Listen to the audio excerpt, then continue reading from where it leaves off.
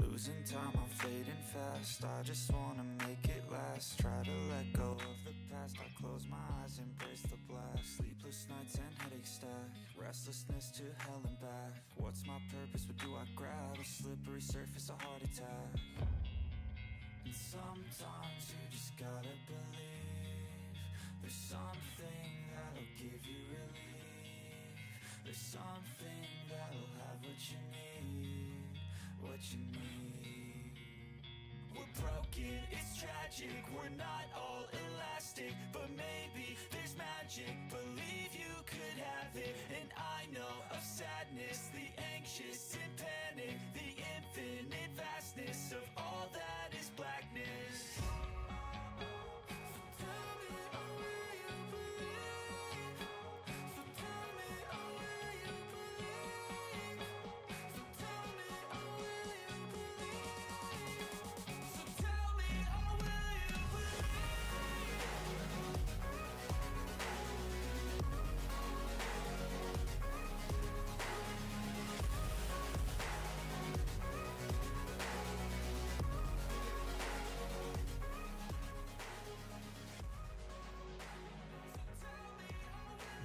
What's up, cool people?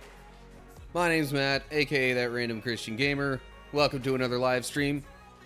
For those of you who don't know, I'm pretty much just a random Christian guy playing random games sometimes. Hoping to reach random people so I can help answer their random questions about God, the Bible, whatever other things they might have in mind. Even stuff I don't know about, I'll try and help. I'm not going to claim to have all the answers, but, you know, we're in this together. Anyway, so I'm going to say right off the bat, I'm going to try and have a mix of some music going on, kind of sort of in the background. Feel free to let me know what you think about, like, the levels of it, and, you know, is it too loud? Mostly, is it too loud? I don't want it to be, like, drowning out any other stuff that I'm doing, but even, like, I don't know, mostly from this point at the start of the stream, like, through the Bible study portion of things, I'm thinking about having all that going on, just so there's not complete dead silence when I stop talking. So, yeah, let me know what you think about that.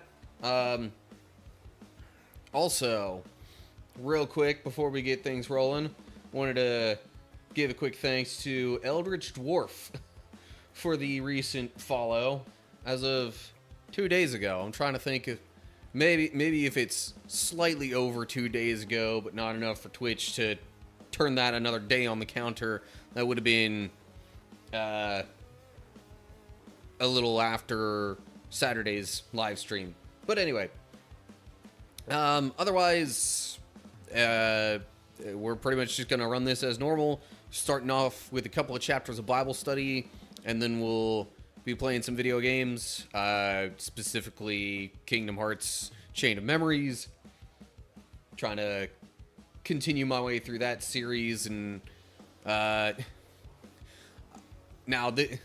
I saw some news on Twitter today regarding Kingdom Hearts, and before I even actually saw what was going on with it, I was like, oh geez, are they already announcing a release date for Kingdom Hearts 4? Huh? That would mean I would have to really quickly try and finish up the series. But no, the announcement was about a bunch of, if not all, of the Kingdom Hearts games being released on Steam soon.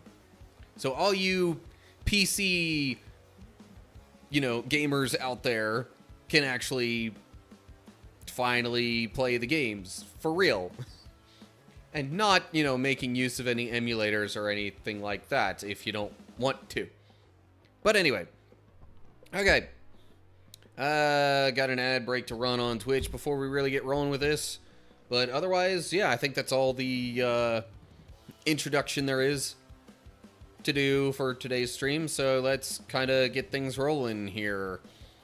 Tell you what, I am actually just momentarily going to pause the music so I can check that I've got some sort of audio coming through stream feeds, which seems to be the case. Okay, music is back. And gotta pull up Bible study. I had my window scene in OBS going and didn't, yeah. Didn't switch the tab on my browser first. Oh, man. Anyway. Alright. Trying to make sure I wait for the ad break to be done before I get into too much else with the Bible study. But also, while this is going on, I figure I might as well mention next week I will not be streaming at all because I will be away with family. And the following week I will be back. I will be returning Wednesday of the following week. So maybe if I shift my stream time a little bit, I could do the usual set of stuff, but also recording wise, I'm far enough ahead on YouTube and what's already like scheduled to release that I don't really need to do that. The Saturday stream will be no issue whatsoever. But in terms of this kind of like recording session combo live stream thing, if I really feel like I want to do that, I will probably on Thursday. Otherwise, there will be like a 2-week gap for this particular kind of stream. But anyway, yeah, it's little sister graduating high school, kind of a big deal. And, you know, I'm not making things easier by... I'm not making the ability to be there any easier by living 1,500 miles away from my family. But I digress. Alrighty. It is time for some Bible study. We're going to be looking at... Well, we're going to be continuing our study, read, whatever you want to call it, through 1 Samuel. We've gone through chapter 15 already. We're about at the halfway point. Doing chapters 16 and 17 for the live stream today. So, let's hop right into it here. And, yeah. Again, feel free to let me know at any given point what you think about audio levels, especially with the music in the background. Because I want it to be there to, you know, break up any silence. But I don't want it to be too distracting. But anyway, here we go. Actually, let me turn that down just slightly more. Alrighty. Now for real, here we go. Okay. So, we're looking at 1 Samuel chapter 16 for right now. Saul is currently king, but has fallen from God's favor because he disobeyed repeatedly. That's what it really comes down to. He's been kind of a brash king of sorts, not really thinking things through very well, and being overly aggressive, all sorts of stuff that isn't the best. And Israel is still having issues with the Philistines. That's pretty much a constant throughout 1 Samuel. But, we'll see what happens as we continue along here.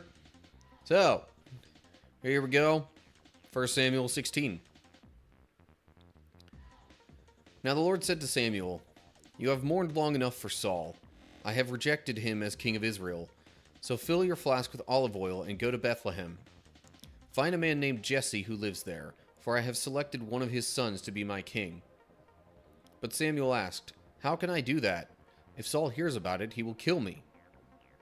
Take a heifer with you, the Lord replied, and say that you have come to make a sacrifice to the Lord. Invite Jesse to the sacrifice, and I will show you which of his sons to anoint for me. Alright, so, now, Samuel had initially mourned, I think, even just for the Israelites asking for a king. But, you know, God kind of reassured him, like, they're rejecting me, it's not your problem. Just do what they want, find them a king. And that king was Saul. But with Saul continually disobeying the Lord, and then, you know, God declaring that Saul, you know, isn't going to be king for real long, and that somebody else should be anointed king. Samuel kind of grieved for that as well, because he just, I don't know if it was out of pity for Saul, out of concern for Israel. We're not really told the reason why, but at this point, God is like, all right, Samuel, yes, it's a sad day, but there's work to do. We got to find a new king. You need to find the one that I have chosen to be next, so that you can anoint him.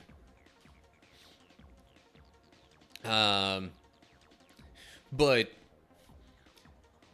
you know, he can't just go around and be like, yeah, I'm here to anoint the new king, because if Saul catches wind of it, he's not going to like that, and could very well end up killing Samuel.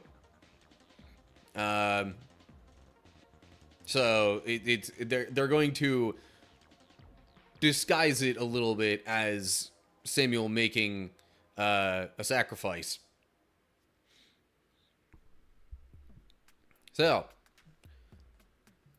then we get to verse 4. So Samuel did as the Lord instructed. When he arrived at Bethlehem, the elders of the town came trembling to meet him. What's wrong? They asked. Do you come in peace? Yes, Samuel replied. I have come to sacrifice to the Lord. Purify yourselves and come with me to the sacrifice.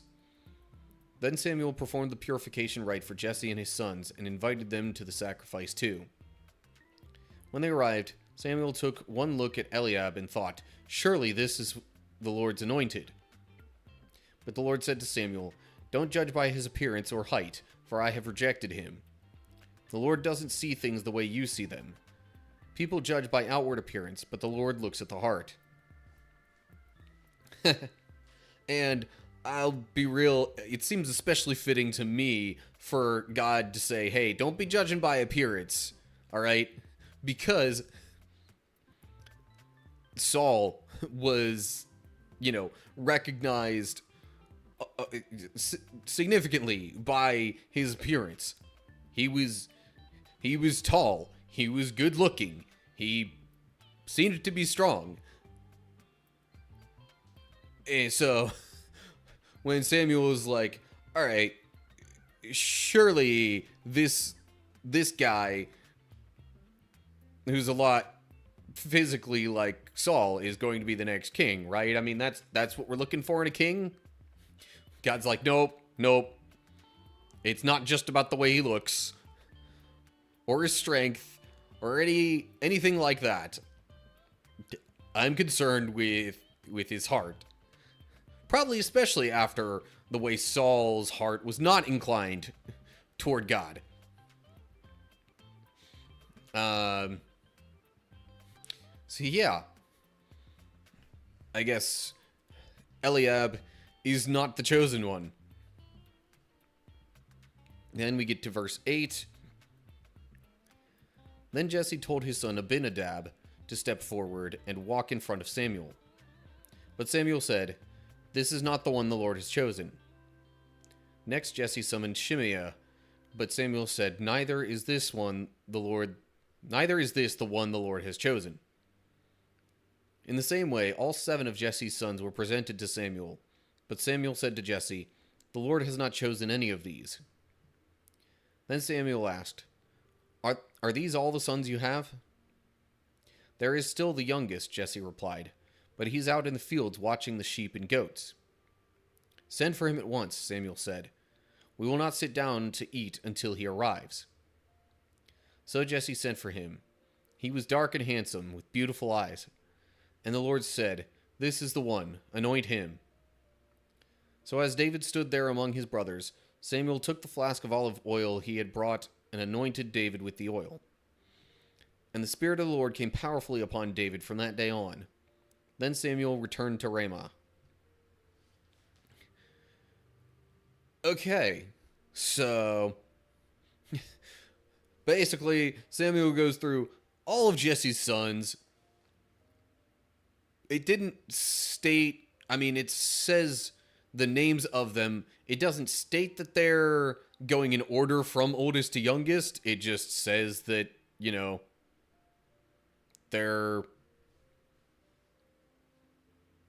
it's all the other sons first before David, because David was taking care of the sheep and the goats that the family owned. But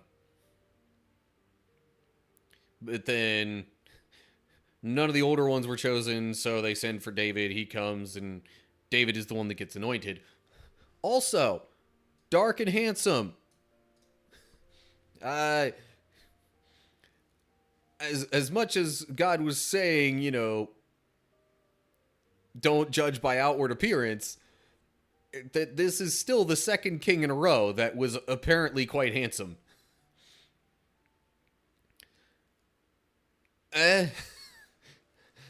But again, the heart was what was more important to the Lord in this case, and we might not see that right away, but as we continue reading, there will be more and more evidence of that. Footnote there. Instead of Shimea, Hebrew says Shema, which they say is just a variant spelling of it. That's an especially understandable one, given ancient Hebrew, and if I remember right, the fact that it lacks vowels and some other things of that sort. But same person. Just a different way of spelling out or saying what could sort of be a same name. Think of it almost like how the name Sean can be spelled different ways. The most common ones, I think, are probably Shaun, Shawn, and then there's Sean. But anyway, that's pretty much what I think of when I see these kind of variant spellings mentioned in these footnotes. Anyway, TV Devin, welcome to the stream. I'm doing all right. How are you? We are working through some Bible study. Just got through David being anointed king of Israel. Sorry, I haven't been in a while. Been off Twitch. Hey, no problems. Life happens. I appreciate you coming back. Or even that you came at all in the first place, because I don't assume I'm the most entertaining or interesting person to watch. But, anyway, glad you're here. Feel free to leave any thoughts you have. Also, now that I know I have somebody watching, if you have any thoughts on the music I have going in the background, and especially if it's too loud and distracting, let me know. It's something I'm trying to work on, just to fill moments that would otherwise be silent. Anyway, let me get a quick sip of water here. Music is good. Okay. I have it at about like half volume, maybe, in my stream manager. And that's after, the program that I'm running it through already being at like 5% volume. But anyway. All right. Enough about that. All right. So David has been anointed king, and the Spirit has come upon him as of the anointing. And then we move along to verse 14 here. Now the Spirit of the Lord had left Saul, and the Lord sent a tormenting spirit that filled him with depression and fear. Some of Saul's servants said to him, "A tormenting spirit from God is troubling you. Let us find a good musician to play the harp whenever the tormenting spirit troubles you. He will play soothing music, and you will soon be well again." "All right," Saul said, "find me someone who plays well and bring him here." So, while the Lord's Spirit filled David, it left Saul. So, and it also says, the Lord sent a tormenting spirit. Now, actually, let's read the footnote there before I try. Okay, or it could be read as an evil spirit. Now, was this supposed to be a sign from the Lord to Saul that, he should change his ways and seek God with his heart a bit more, or at all, as the case might be? It's not really made clear, but for the sake of what happens, knowing that Saul is just continually fighting this, it says depression and fear,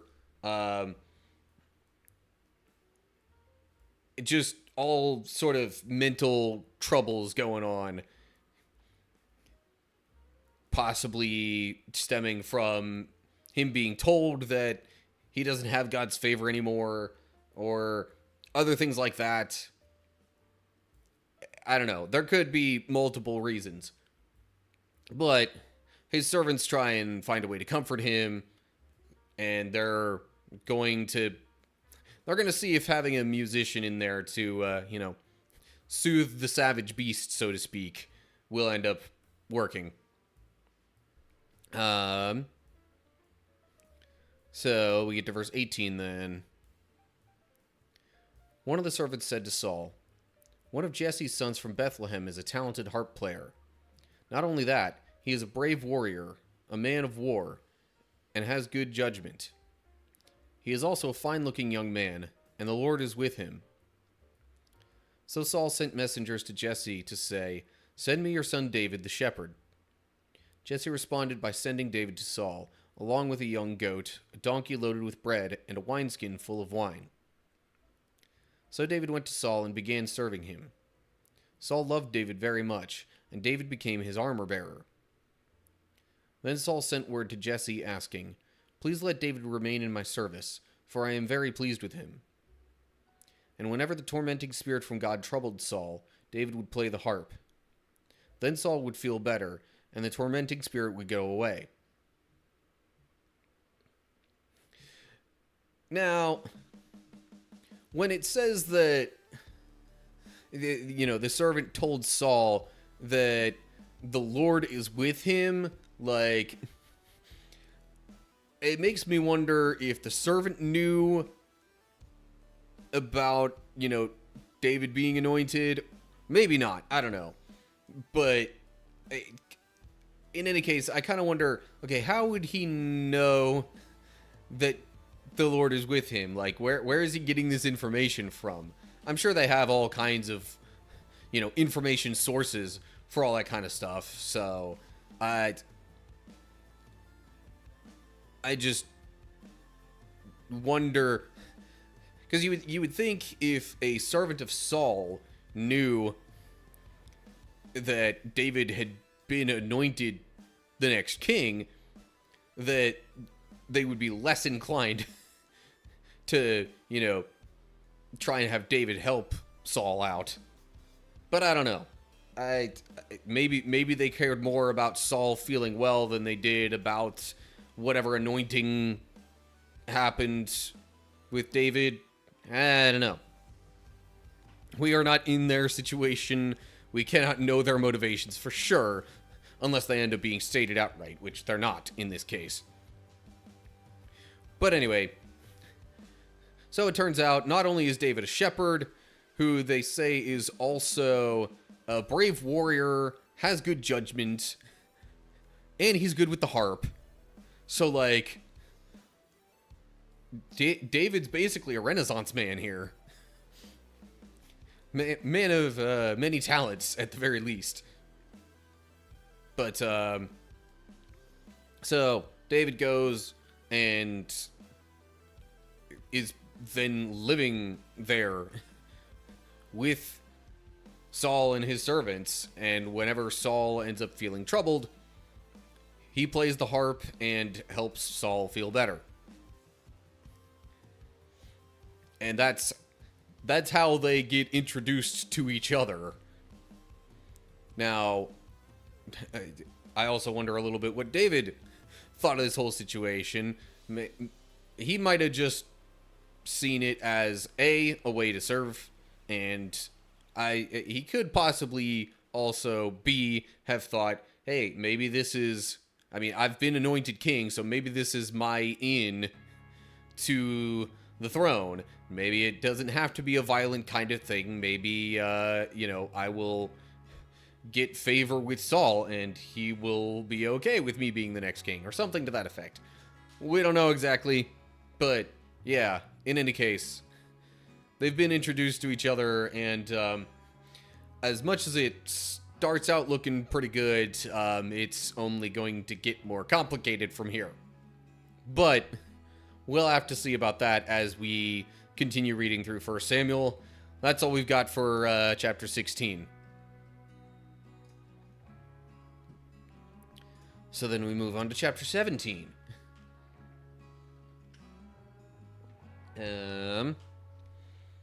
Okay. Oh, this chapter is a little bit on the longer side. Tell you what. Let me, just to make sure I don't get interrupted partway through that, let me go ahead and run the next ad break on Twitch, just so that's not interjecting.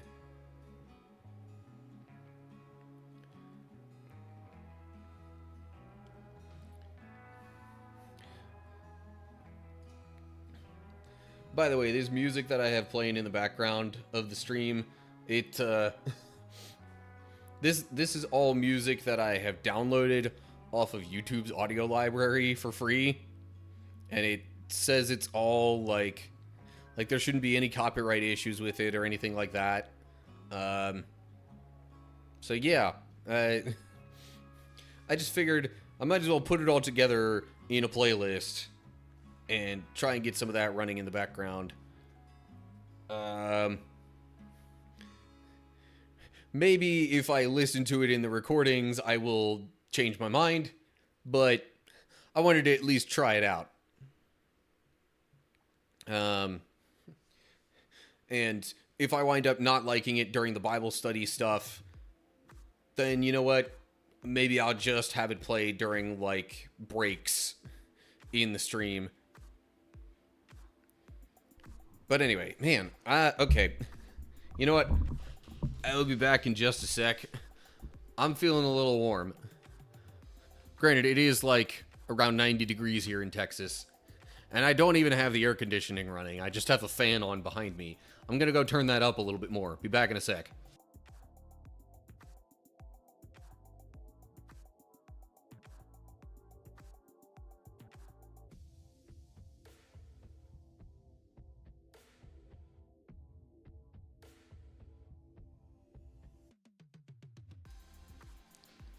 Okay.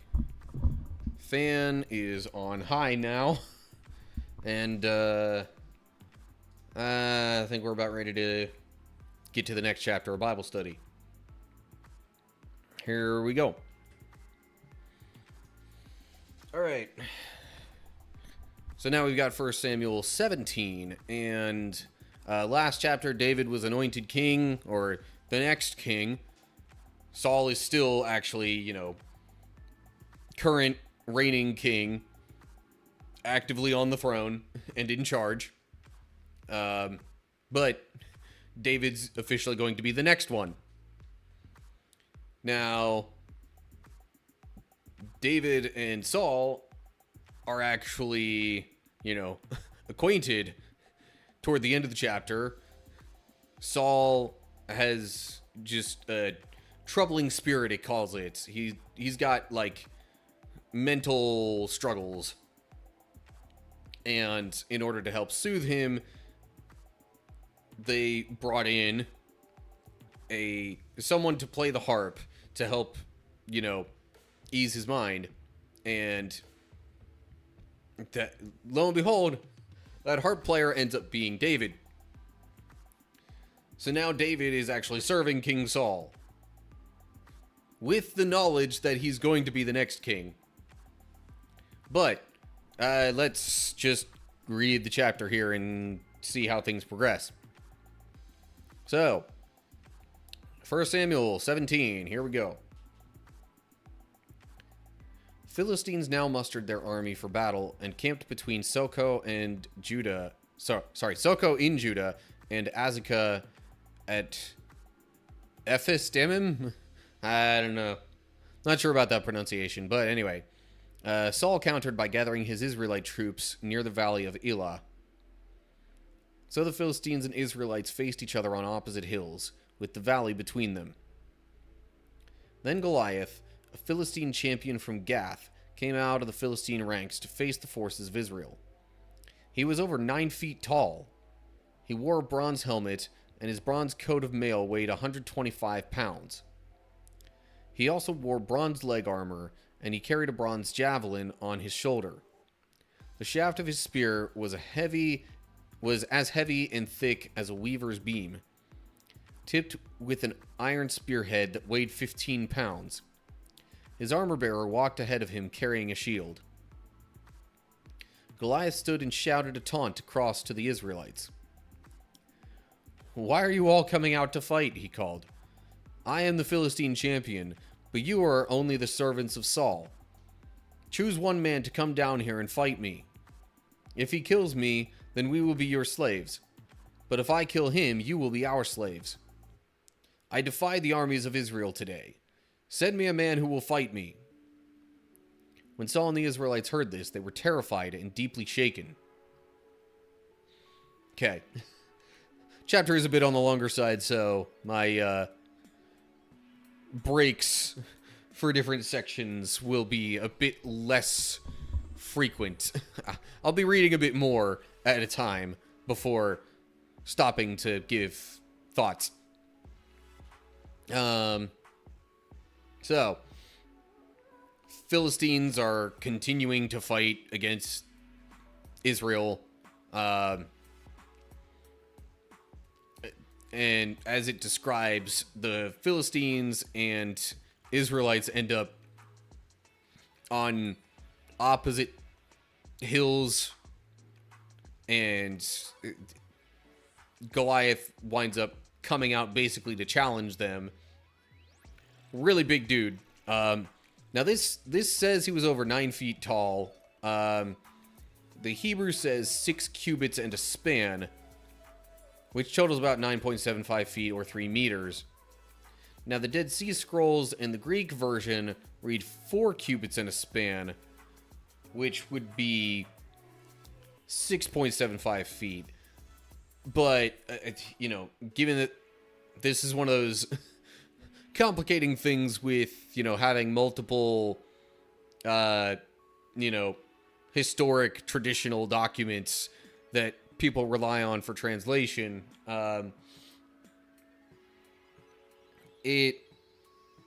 I think is later mentioned about, Goliath being descended from like an offshoot of the Anakites who were supposed to be giants of a sort.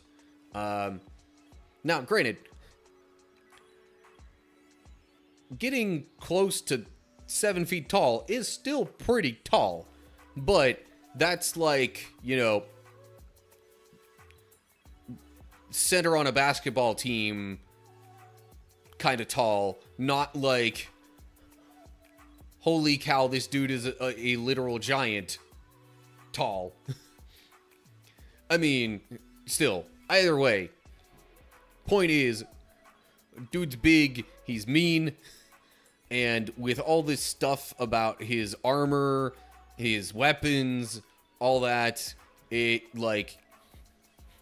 also implies that he's strong. Absolute beast of a man that nobody would really want, that no regular person would probably want to fight one-on-one.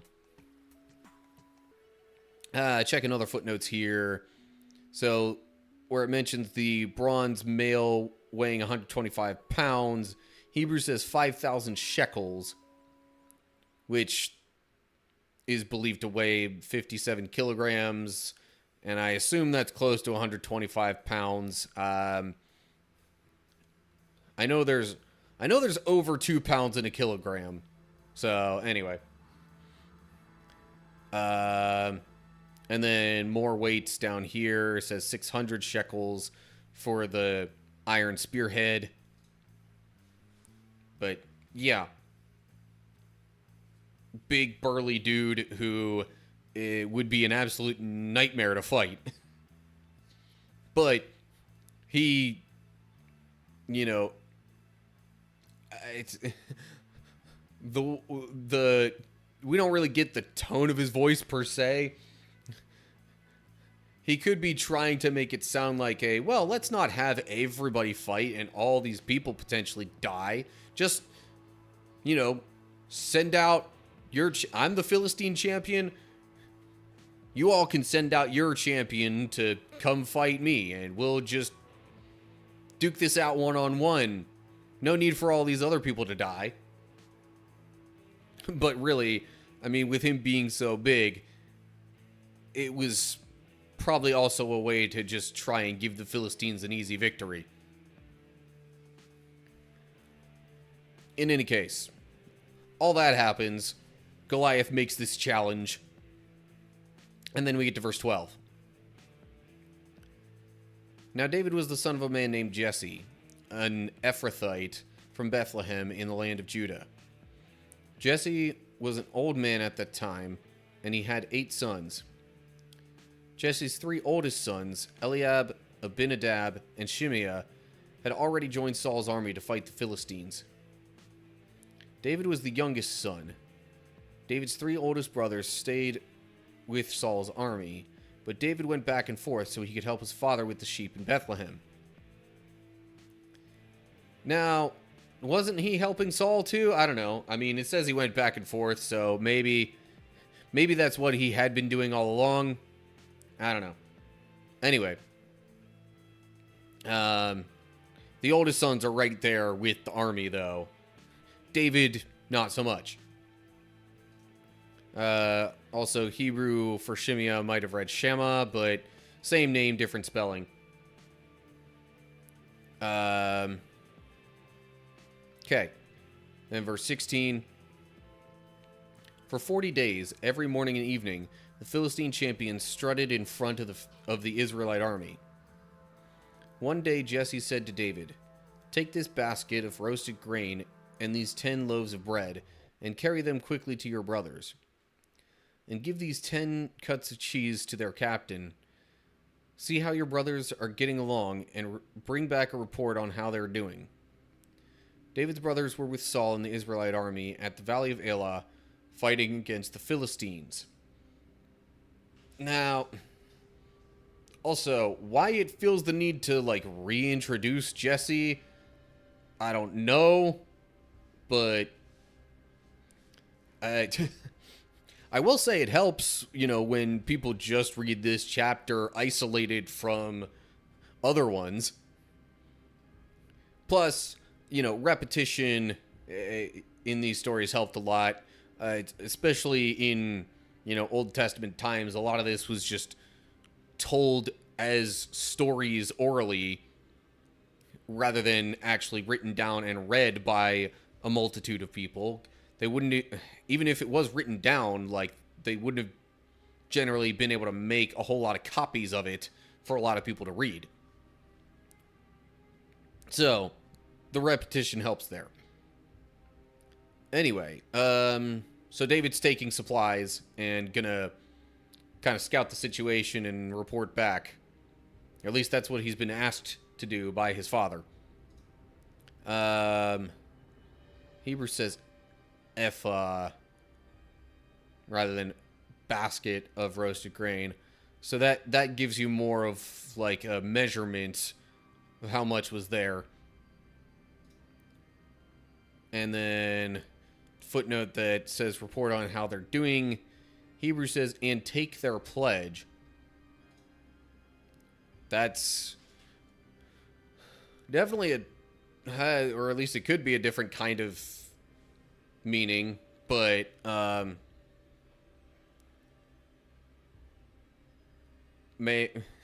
don't know. Maybe I'm just not as familiar with that phrasing. And anyway, point is, David's gonna go to where his brothers are, give them some food, and see how things are going.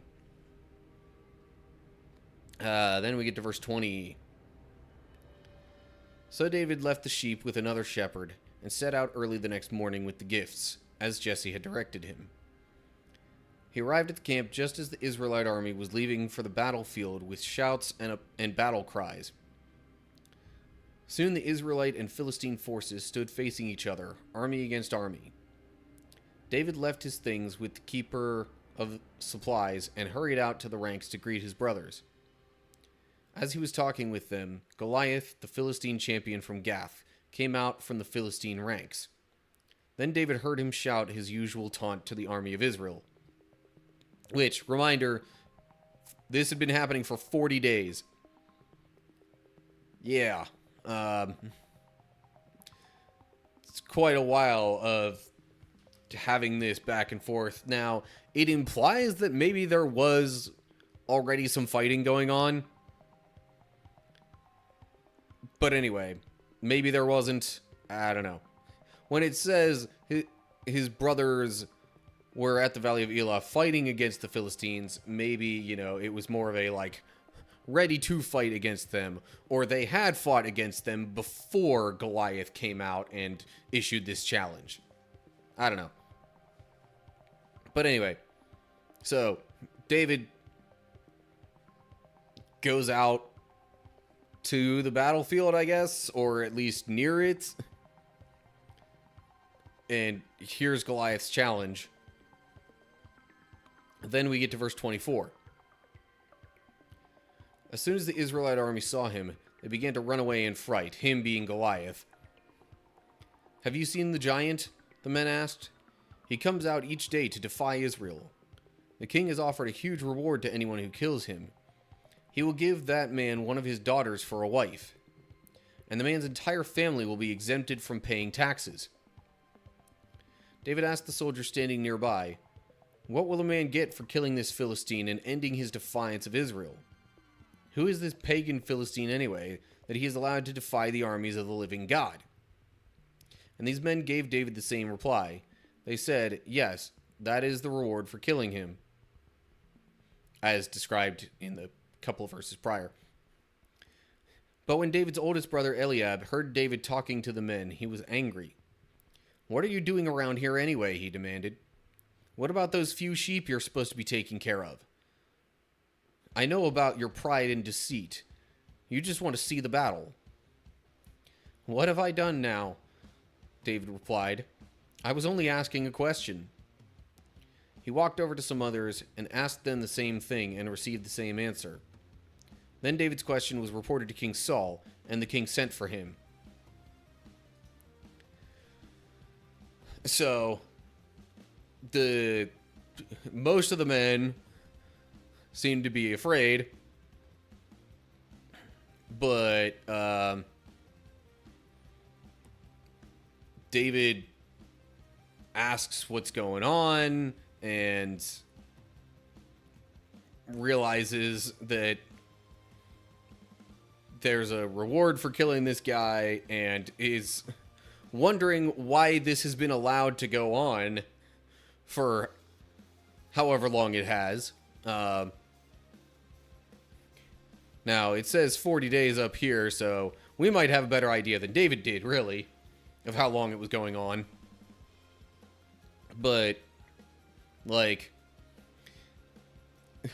David's attitude is almost that of a, like, okay, are we really going to take this? He's insulting our God by calling us out like this.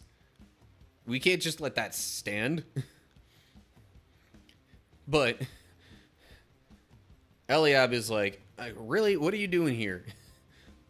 And basically, now I don't know if this whole pride and deceit thing in that Eliab speaks of is stemming from David being anointed in the previous chapter. But you know, it sounds actually kind of reminiscent of, you know, Joseph, the dreamer Joseph that had the bright coat, and his brothers just kind of being like, you know, Joseph had these visions from God that he was going to rule, and his brothers were like, come on, really? No, there's no way.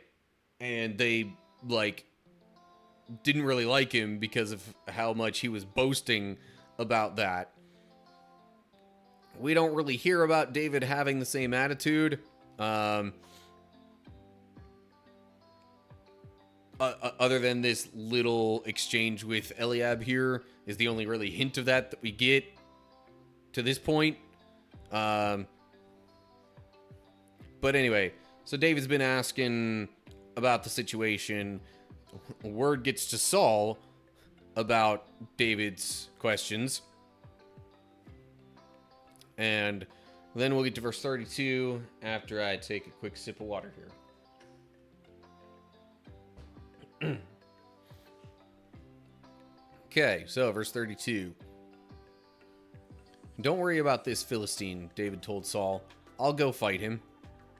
Don't be ridiculous, Saul replied. There's no way you could fight this Philistine and possibly win. You're only a boy, and he's been a man of war since his youth. But David persisted. I've been taking care of my father's sheep and goats, he said. When a lion or bear comes to steal a lamb from the flock, I go after it with a club and rescue the lamb from its mouth. If the animal turns on me, I catch it by the jaw and club it to death. I have done this to both lions and bears, and I'll do it to this pagan Philistine too, for he has defied the armies of the living God. The Lord, who rescued me from the claws of the lion and the bear, will rescue me from this Philistine. And Saul finally consented. All right, go ahead, he said, and may the Lord be with you. So, I don't know if that's exactly a comparable situation, fighting against wild animals as opposed to, you know, a big burly man. You would tend to think, you know, a human would be a little more intelligent, you know, maybe have some different tactics or whatever. But in any case, because of all this stuff that David has gone through and seeing how the Lord has helped him in all those situations, he's not afraid. So he just insists that he wants to go fight Goliath. And while Saul is hesitant to let him do that at first, after some convincing, he's like, all right, fine. I also wonder if maybe at first Saul's hesitation was because he didn't want to lose his harp player. But anyway, then we get to verse 38. Then Saul gave David his own armor, a bronze helmet and a coat of mail. David put it on, strapped the sword over it, and took a step or two to see what it was like, for he had never worn such things before. I can't go in these, he protested to Saul. I'm not used to them. So David took them off again. He picked up 5 smooth stones from a stream and put them into his shepherd's bag. Then, armed only with his shepherd's staff and a sling, he started across the valley to fight the Philistine. Now, first off, Saul was, mentioned back multiple chapters ago, I want to say around chapter 9, as being noticeably taller than anybody else in Israel. So really, you would think if anybody was going to take on Goliath, it should have been Saul.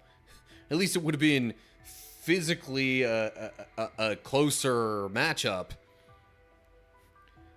And that just makes it all the more awkward for David possibly trying to wear his armor. Unless David was also that tall. It doesn't really say. But it didn't mention David being particularly tall when it described his physical features. In any case, whatever the reason was, the armor and all that was too awkward for David, and he says, nope, it's not gonna help me, I'm not used to it, it'll just slow me down. And now he's about to go fight Goliath with just a sling and his staff. Then we get to verse 41.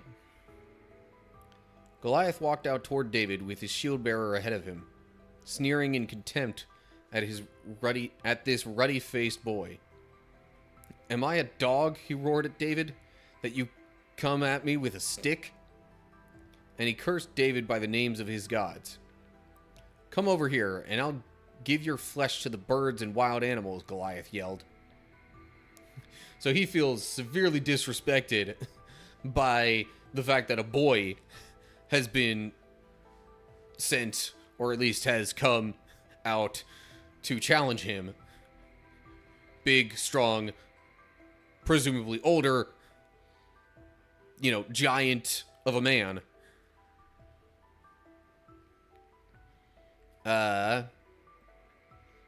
But, verse 45, David replied to the Philistine, You come to me with sword, spear, and javelin, but I come to you in the name of the Lord of heaven's armies, the God of the armies of Israel, whom you have defied. Today the Lord will conquer you, and I will kill you and cut off your head. And then I will give the dead bodies of your men to the birds and wild animals, and the whole world will know that there is a God in Israel. And everyone assembled here will know that the Lord rescues his people, but not with sword and spear. This is the Lord's battle, and he will give you to us. So, David still ain't afraid.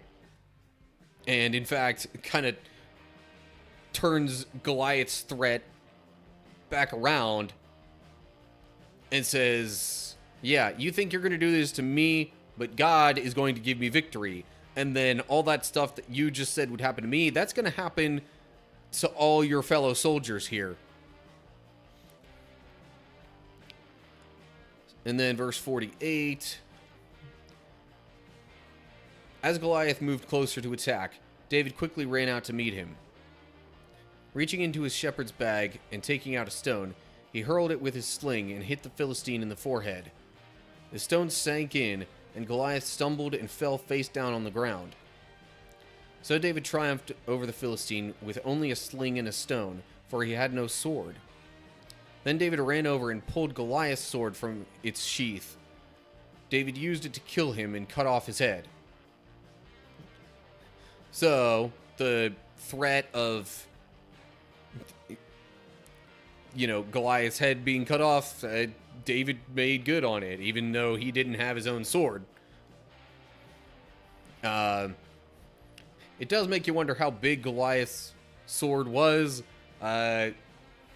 There's nothing really saying one way or the other on that. But David wins, and Goliath is dead.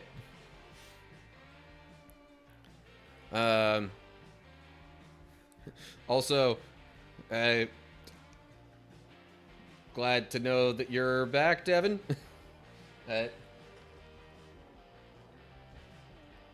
Feel free to just, lurk or whatever. If you want to engage in chat, that's fine. If you don't want to, that's also fine. But glad to know you're still here. Okay. So then we move on to this next section here that I'm just realizing is actually partway through verse 51. When the Philistines saw that their champion was dead, they turned and ran. Then the men of Israel and Judah gave a great shout of triumph and rushed after the Philistines, chasing them as far as Gath and the gates of Ekron. The bodies of the dead and wounded Philistines were strewn all along the road from Shaaraim as far as Gath and Ekron. Then the Israelite army returned and plundered the deserted Philistine camp. David took the Philistines' head to Jerusalem, but he stored the man's armor in his own tent. Interesting that the Philistines get chased as far as Gath, considering that's where Goliath was from. That's as in some Greek manuscripts. Hebrews reads a valley. Would it be just as far as a valley, or as far as a valley and the gates of Ekron? I don't know. But presumably it would have been, a different valley, because they had previously been, on opposite hilltops. Presumably with a valley in between. But anyway. Point is, Israel's army now comes chasing after the Philistines, who are all running away because their champion was dead. And if Goliath could get killed like that, they had no idea probably what could have happened to them and how easily they could have been killed. So, long story short, resounding victory for Israel's armies after David kills Goliath. Now it says he took the Philistines, presumably Goliath's head, to Jerusalem, which it's not outright stated if that's where Saul is. But anyway, it was somewhere else, probably for the sake of a display, a memorial. I don't know what exactly you'd want to call it, but basically to show to others that this guy, this big, strong warrior, is dead, and we've achieved a great victory over the Philistines because of our God. Anyway, then verse 55. As Saul watched David go out to fight the Philistine, he asked Abner, the commander of his army, "Abner, whose son is this young man?" "I really don't know," Abner declared. "Well, find out who he is," the king told him. As soon as David returned from killing Goliath, Abner brought him to Saul with the Philistine's head still in his hand. "Tell me about your father, young man," Saul said. And David replied, "His name is Jesse, and we live in Bethlehem." So, it almost makes me wonder if the time with David, playing the harp to help soothe Saul was like he was there doing that frequently for a time and then maybe didn't need to quite so often. I don't know. Like, you would think Saul would have recognized him, But then again, I don't know. Saul probably has tons of servants at this point. Also, loads of other soldiers, commanders, all sorts of different people he's got to deal with. So, if for whatever reason David had left for a time, I suppose it's not ridiculous that Saul would have forgotten what he looked like, but it still seems kind of odd. Anyway, or who knows, maybe David just got a major haircut or something. I say that jokingly, but anyway, so David and Saul kind of are reintroduced, reacquainted, and then that is the end of the chapter. Okay. And thus concludes our planned Bible study for the afternoon / evening / whatever time of day it is, depending on where you're watching this from. So I think those actually were like the middle 2 chapters of 1 Samuel. But anyway, alright. It's about time for gaming stuff then. Also, with how long that chapter was, it actually wasn't that bad, time-wise. And now, because of when I did the ad breaks, there's still like another hour before the next one would hit. With the Bible study portion being done, I am going to pause the music. And, well, because we're about to have music and stuff from the game coming in here. I gotta make sure I change the topic of the stream, though, so that it matches what's actually going on here. Anywho. Alright. There we go.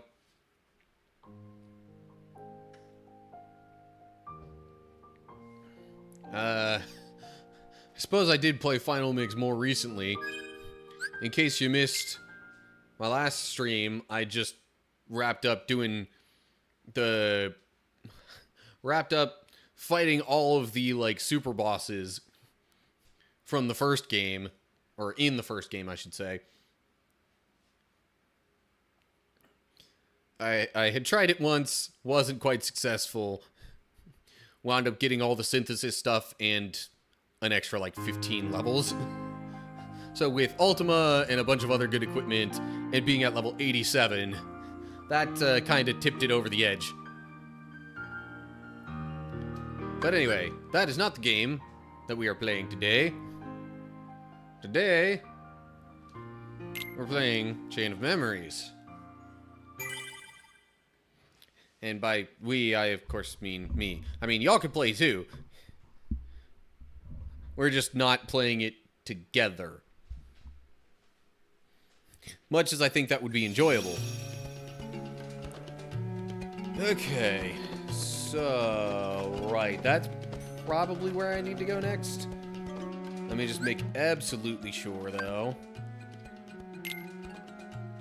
Nope. It seems I actually need to go back this way.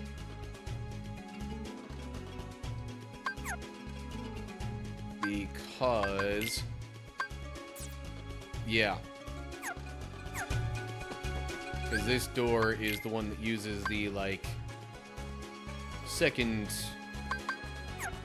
key card thing. Okay. So let me go back there. Is that the right direction? Maybe not. Nope. Okay. I should go this way. And then this way.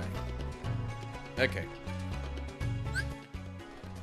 And this is where I will begin recording.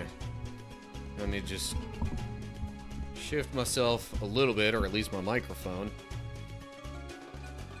And here we go. Okay. So we are in Agrabah. About to get the story, I would say get it rolling. I guess there was one other thing that happened earlier on. It's basically just us meeting up with Aladdin. And, yeah. Oh, and of course, Genie. One wish has already been used to get rid of the seemingly endless wave of Heartless.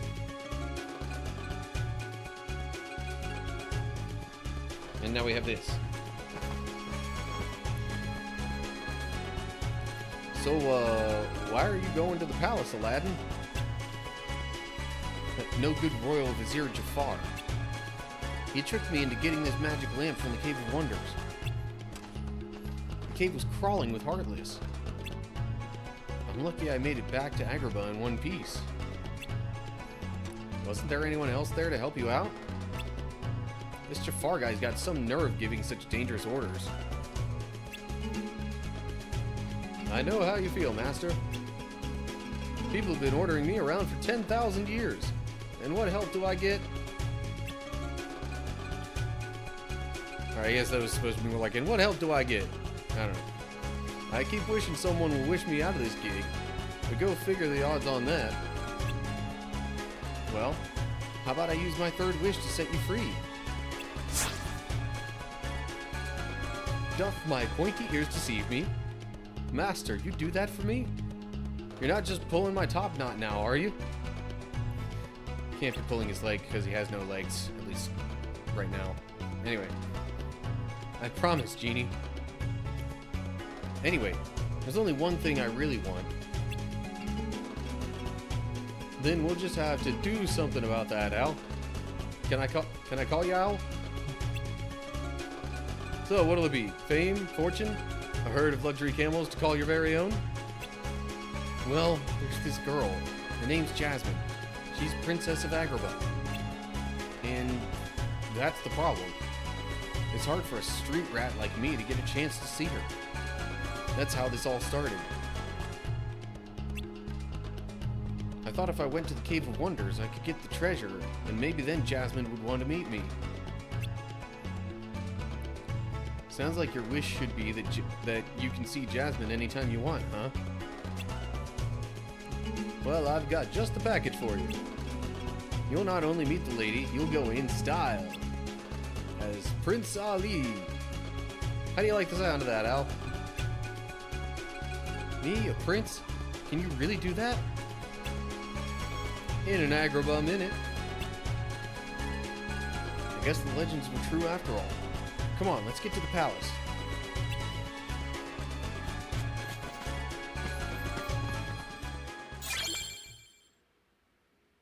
Okay. And as seems to be the case, a lot of times, you go through a bunch of the rooms in the world first before it really gives you any... Oh, hold up. I went the wrong way there. Because it brought me out in a different room than I expected, I guess. You end up doing a lot of the fighting kind of early on in a bunch of the worlds. And then it's, okay, well, now you got story.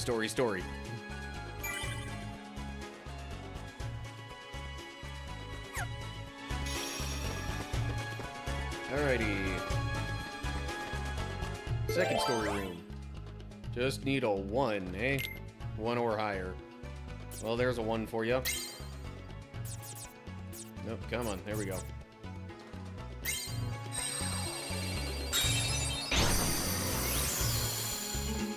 More dialogue incoming, probably.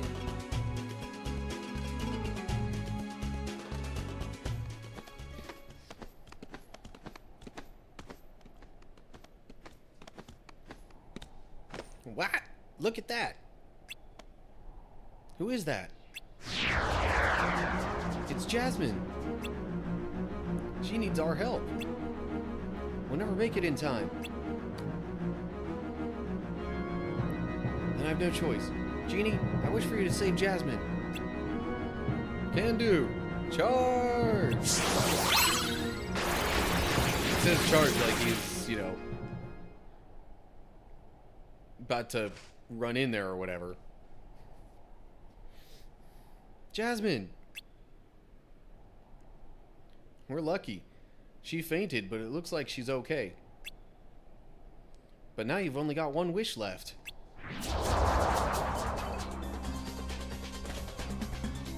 Not again. Sorry, Genie, but you're the only one who can... Wait, this is your last wish. Don't waste it. This time, let us handle the wish granting.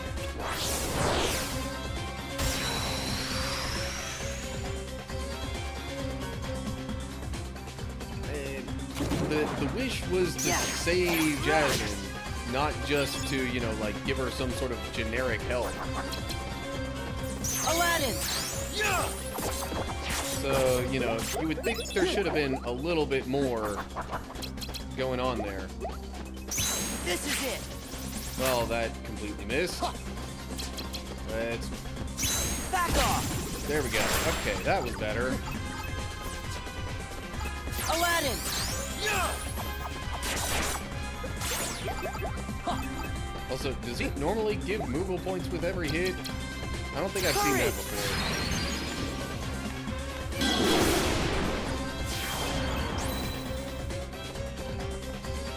Fire! And more enemies, yay! Fire! Fire! I haven't really taken any damage.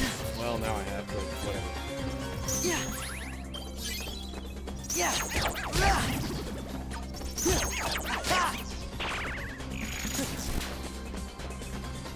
Yeah! Heal! Probably didn't need to heal that much, but whatever.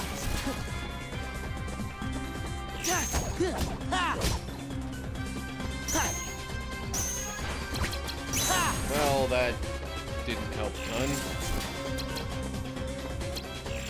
Power! Alright, hopefully this will get a bunch of them.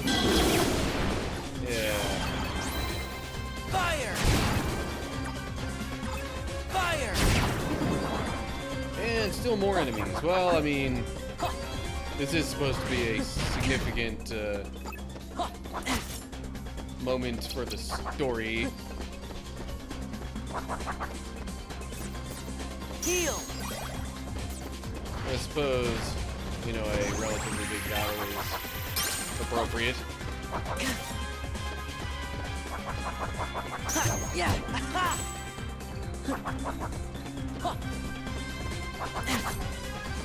Yeah!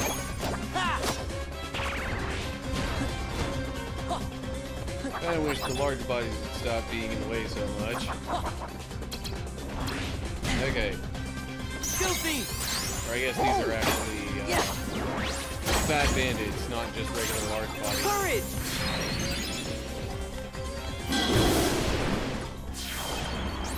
Large-bodied enemies, let's put it that way. Goofy! There we go. Now we're getting somewhere. Fire! Donald! Alright, there we go. Would have been nice if it still used the cure that I stocked up there, but whatever.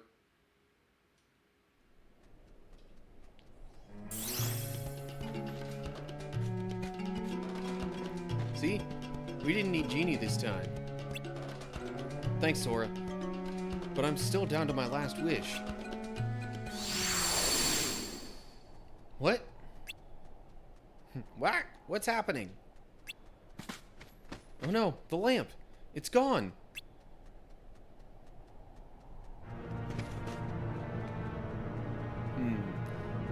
It seems my plans have gone amiss. I was certain you'd waste your last wish. What with poor Jasmine in distress and these delightful creatures to deal with. But no matter. At last, the lamp and its genie are mine to command. Why are you doing this, Jafar? You've got the lamp. What more do you want? Such an interesting question. You see, I knew you were going to use the lamp to try and win Jasmine's heart. But we can't have that now, can we? Because I am the one Jasmine will marry. You? Certainly you realize that if I marry the princess, then nothing can stop me from becoming Sultan. You're nothing more than a pawn in my game, street rat. Genie, my first wish. Deliver Jasmine to me.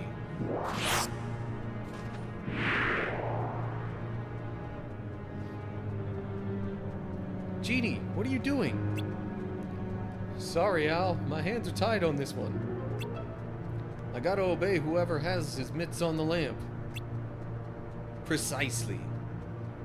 Farewell, Aladdin, you fool.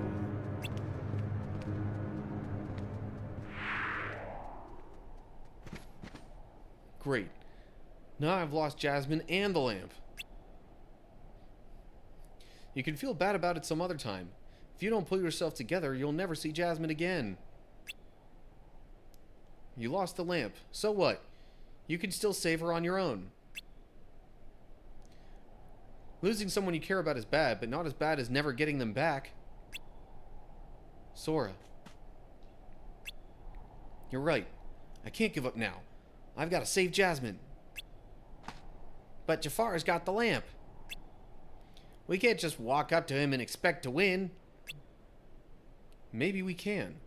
I've got an idea. Listen up. Explaining.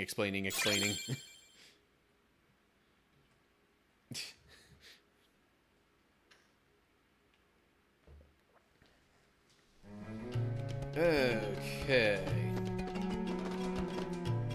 Seems like we're back to an earlier room. Not sure if that's where I need to go or if that's where I need to go. I mean, he's got this one highlighted, so I would assume that one's next. Anyway.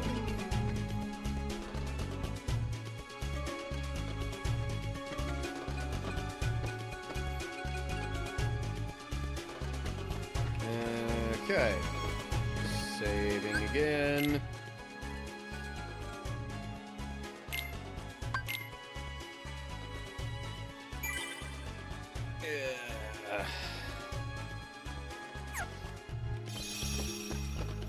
I'm really starting to think I need to work on some more, on getting some more card points as I level up, though. Because, yeah, I could do with really just more cards in my deck. I've got some decently powerful ones. The issue is having enough for a longer battle. Okay. Let's... Alright, you know what? Let's do a premium room. Since that's a 3 exactly.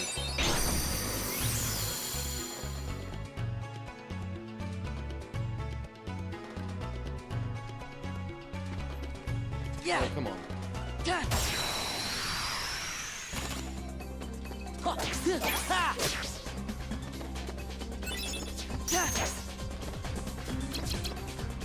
This is it. Oh, come on. I really should probably just be doing those cards one at a time against the Aladdin.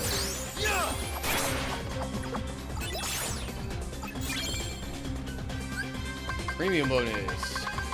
Oh, right. So that means one of the cards in my deck is going to become premium, and its cost will get reduced. I meant to press that just slightly sooner.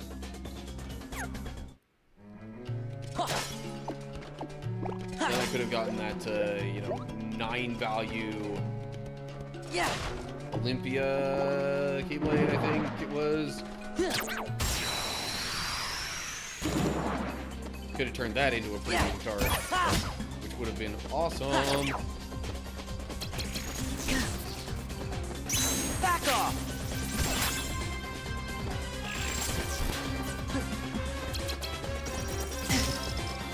This is it. Courage.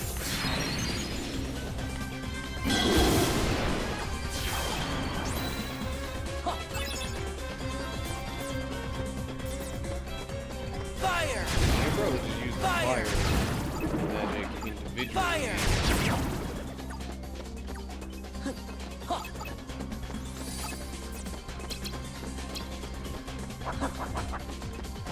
Aladdin. Heal. Okay. Yeah.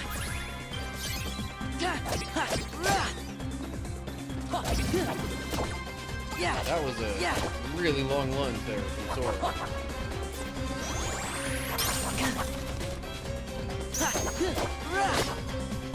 Yeah. Okay, we got a meeting ground and another premium bonus. Okay. Nope. Did it too soon that time, darn it.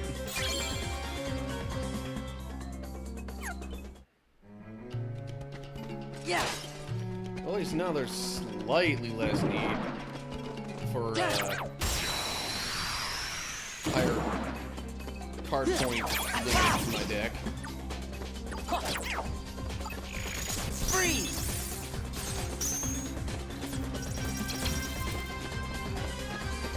Please Funnel. don't use thunder. Okay, I guess that's right. Yeah.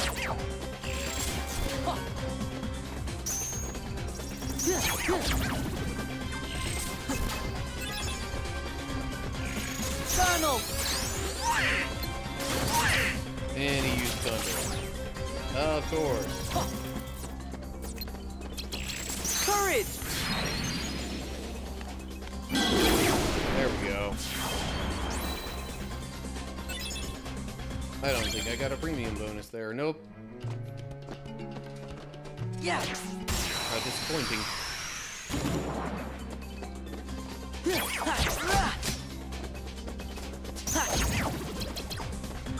Back off. Really? So, like, anything that has an element to it, the... This is it. I forget what they're called, but Power. the green healing guys will heal that. Recover from me using that. Fire. Okay. Sorcerer's Waking. Okay. Let's see if I can get the right one this time. Although, really, making the Simba cards premium might be an even bigger deal. So, maybe next time I'll go for that Olympia Keyblade card. There are no other Heartless on this level. Yeah. Fine. Ooh, hello. 3 wishes with a value of 5. Why would you go for the pot there? Yeah. Freeze. Yes. Freeze.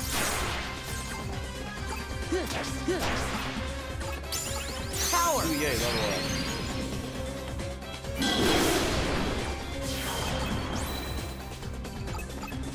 Courage.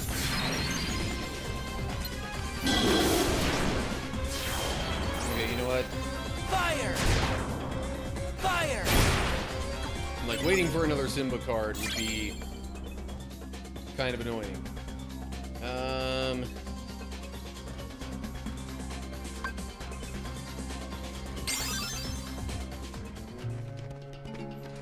No.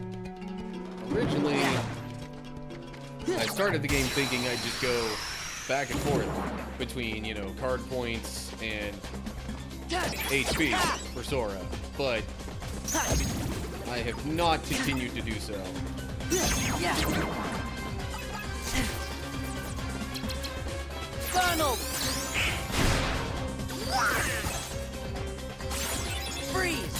Why must you be targeting the shadow? Aladdin. Yeah.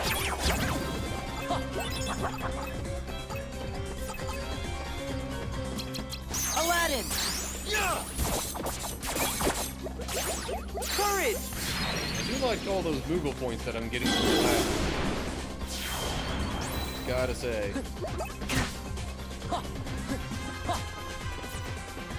Aladdin.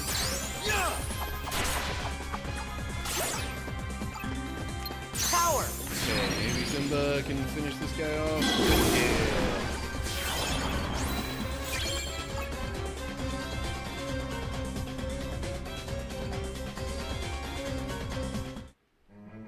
You know, after the first couple of battles, it really seems like I haven't gotten that many premium bonuses.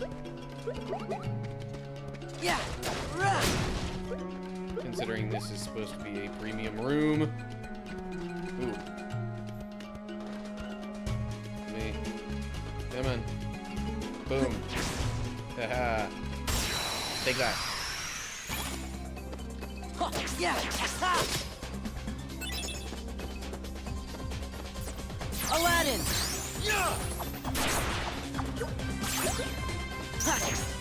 Freeze. Freeze. Yeah.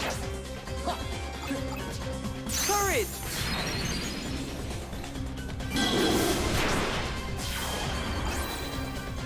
Fire. Yeah, I think I only got 3 premium bonuses there, which still isn't like terrible or anything. Oh, hold up. There is more. At least one more. Yeah. Freeze. Aladdin. Still no premium bonus from that one. Alright, whatever. Yeah. Health, yes please. Been needing a little bit of that. Okay, so any red, any green, and that. Looks like I've got the most of these. I'd rather use an 8 because a 0 can be like any number, I think. I've got 6 Sorceress Waking and 6 Meeting Ground. Magic cards are more effective. I've got 2 5s, I'll use one of those. Okay, here we go.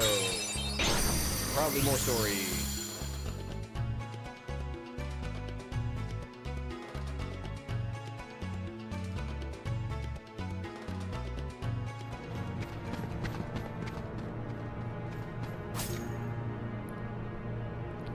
What's this? Has Aladdin given up on his precious Jasmine already? Well, I'm not going to waste a wish on the likes of you 3. I'll deal with you myself. Aladdin, now!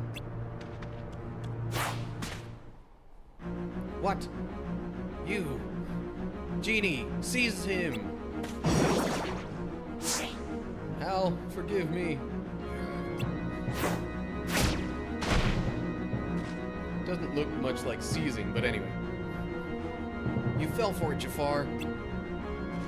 What do you mean? He means that you just blew your second wish. Only one left. Go ahead. Use it to win Jasmine's heart. You'll still have us to deal with. Oh, now I get it. Al, you are so clever. Well, well, the cunning of a rat. But unfortunately, you can't see beyond the bait. Your little ploy changes nothing. I can crush you once and for all, and make Jasmine my own. Genie, my last wish. Transform me into an all-powerful genie.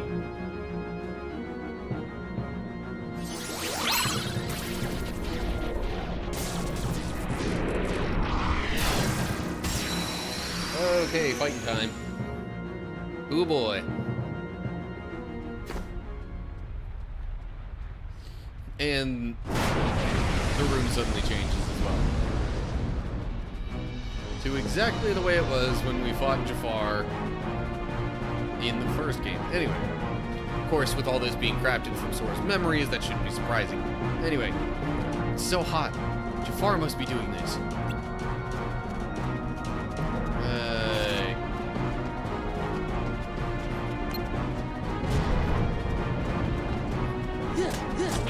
Oh, jeez. Oh, come on. Give me up. Give me up. Freeze!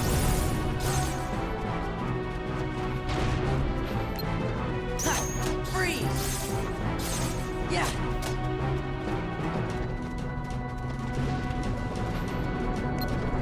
I got a feeling this will get broken, but... Okay. Now.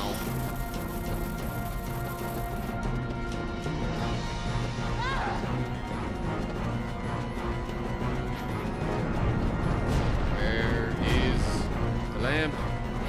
Oh, jeez. Okay, well that missed entirely, so not a big deal. Courage! Oh, jeez, that's an 8. I gotta wait for him to be done. Fire! There we go. Fire!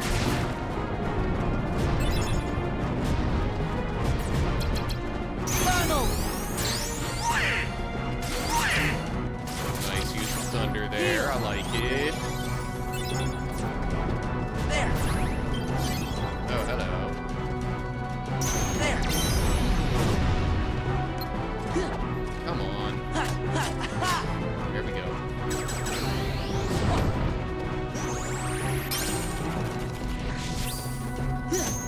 Freeze! Freeze!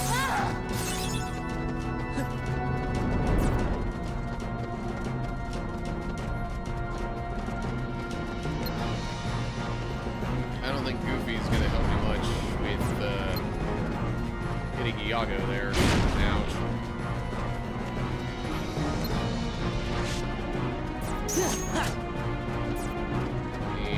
Maybe could now, but eh.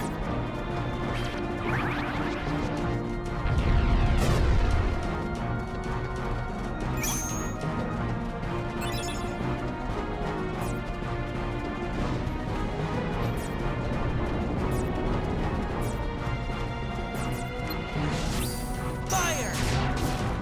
Fire!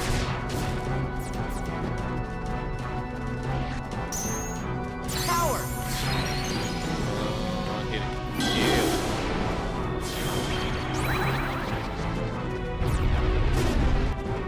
This honestly has gone surprisingly well so far. Yeah!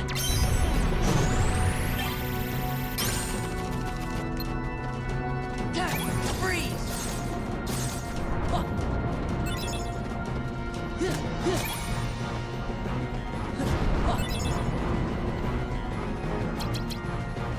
Back off!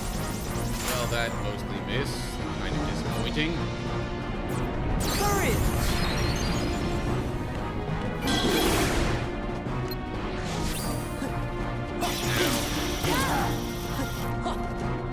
Jeez. Okay. Oh, Aladdin! come on. The timing of that was absolutely the worst. Goofy! Otherwise, I would have gotten a bunch of hits on the lamp.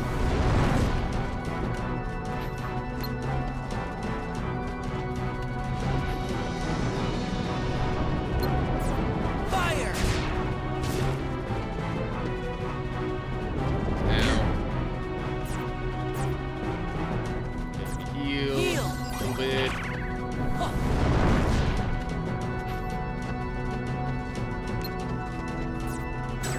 Nope. As long as I don't get hit too much, I should generally be okay. Well, that's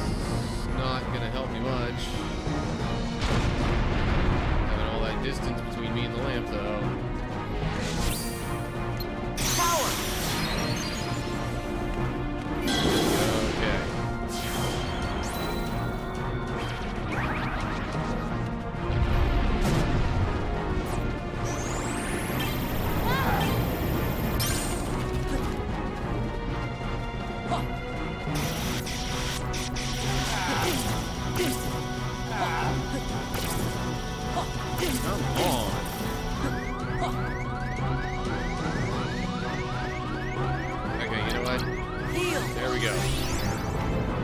That ought to help. Yeah. Come on, really? Freeze. Okay, getting close. Ha. There we go. Okay. Oh, hey. Zach! Apologies for a slight delay in responding, but is Jafar known as being hot?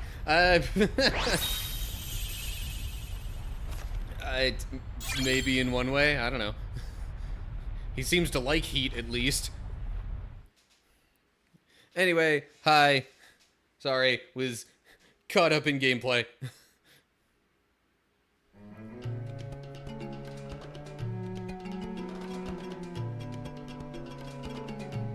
I appreciate you not judging, but still, it's still something to improve upon. Yeah, I remember Sora saying that. You know, I mean, he could have worded that a little bit different, like saying it was Jafar's magic, or, you know, just the fact that the room was a giant pit of lava. But anyway, we rescued Jasmine and we got the lamp back. You still have one wish left, Aladdin. He sure does. It's time for me to make a prince out of this guy. Of course, I'd like to be free, but they always say genies can't be choosers. You're probably miffed about that whole puppet of Jafar thing anyway. Go on, Al. Wish for what's really in your heart. Be a prince. Get the girl. Okay, here goes. Genie, I wish for your freedom. But Al...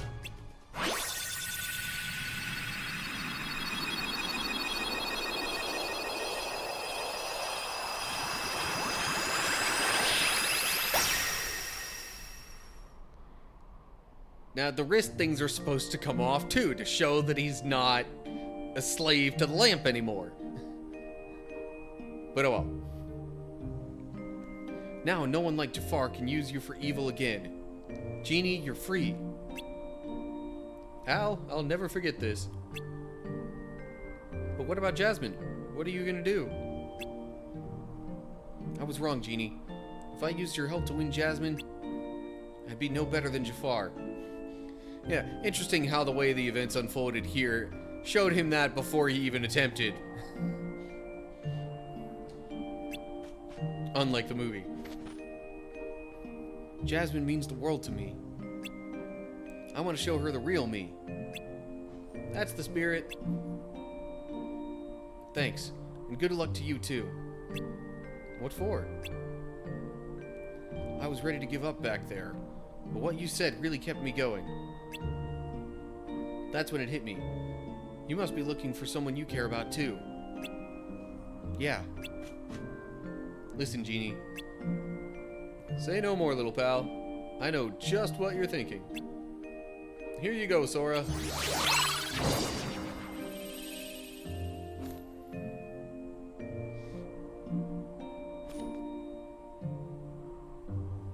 Whenever you need me, just call. That okay with you, Al? Of course. Are you sure? Anytime at all. Hey, without you guys, I might never have been able to ditch that lamp.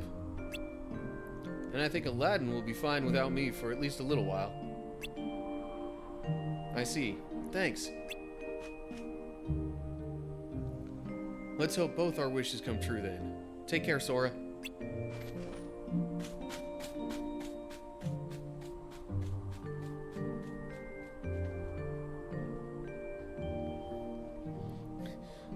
Also, if you think about it real hard, you realize that it's basically Sora's own memories giving him these cards that use his memories to help him in battle.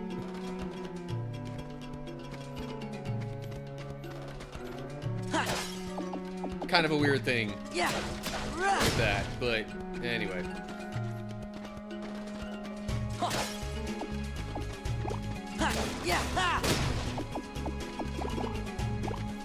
So, Zach, I think I saw as I was about to, communicate that I was going live in the Taco Discord that Ferric was going live a bit earlier than I did. Guess I'm just gonna have to catch his VOD or something to do the evaluation.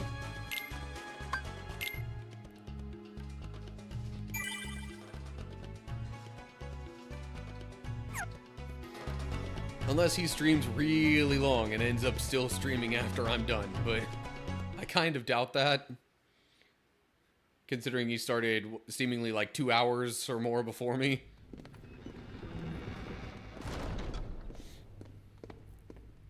Who could that have been before? In my memory. It wasn't Kyrie. But another girl? Maybe... I think her name was... Sora! Let's go! You wanna find Rico and the kid, don't you? Sure. Man. Was right on the tip of my I've seen a stream tongue. of his in the past, but I missed him earlier.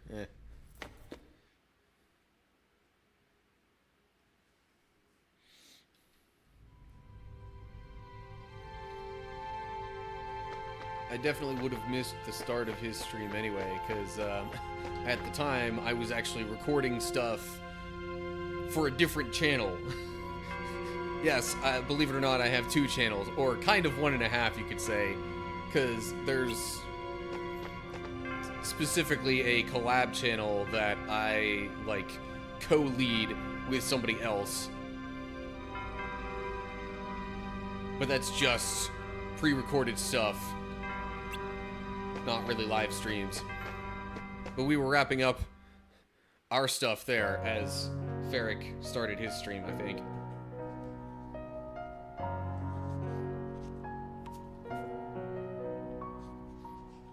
Anyway, back to the game.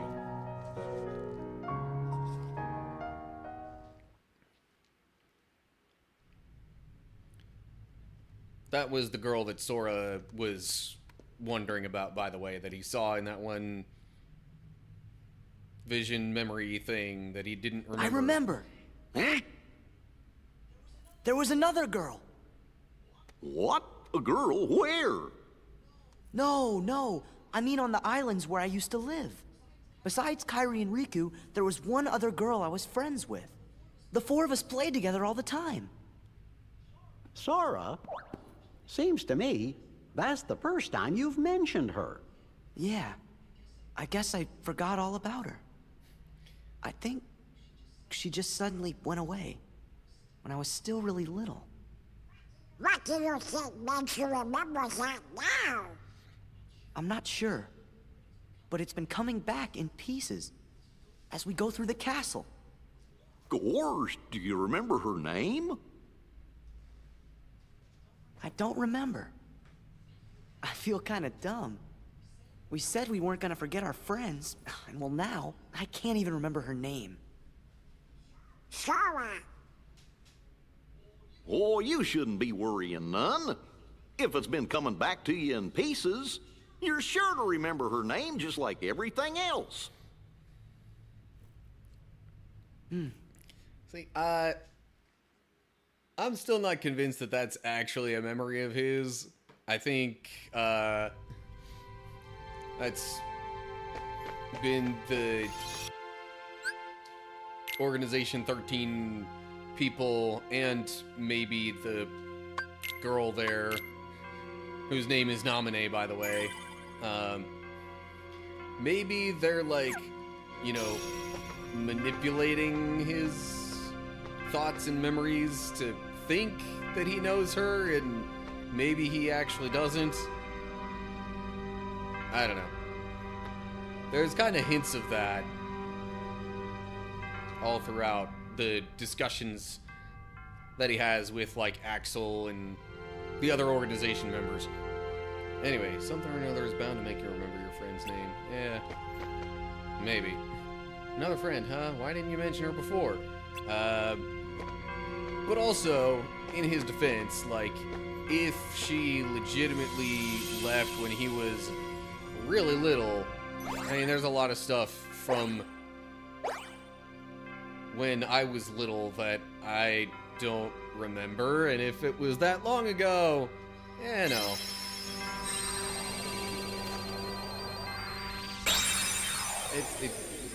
It's not that absurd to forget something.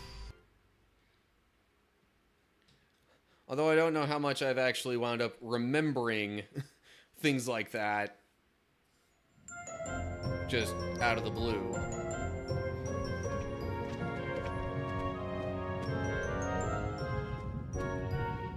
What a weird place.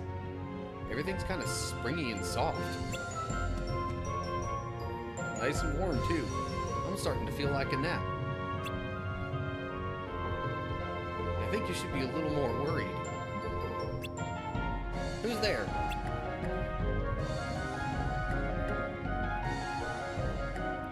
You're inside the belly of Monstro the whale.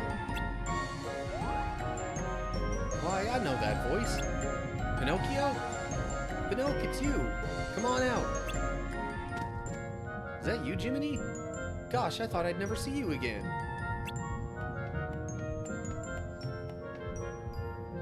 Gee, there's no way you wouldn't find me again. I'm your conscience. And your conscience will always be your guide, remember? Sure, Jiminy. And I've been a good boy, promise. I didn't tell a single lie. Uh-oh. Well, for Pete's sake. Oops. But how did you end up inside Monstro anyway? We, sort of used a special way. It's so special, we don't know how we did it. That's too bad. I was hoping you could help me and Father get out of here. Well, I'll be. Geppetto's here too? Sure he is. Follow me.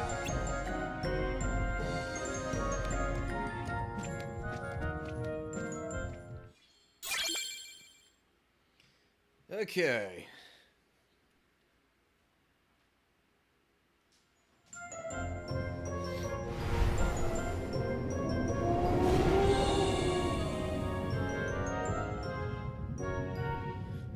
That actually kind of makes me wonder how Jiminy ever even got separated from Pinocchio, though, because, like, you know, they're from the same world and all that, and if that world never, like, disappeared or anything, then why would Jiminy have gotten separated? I don't know.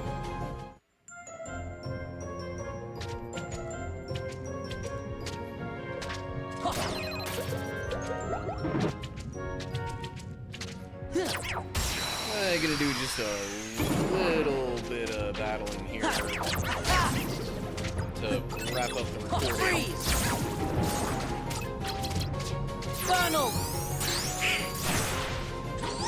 But I suppose some of these battles could actually go in between different episodes. Courage!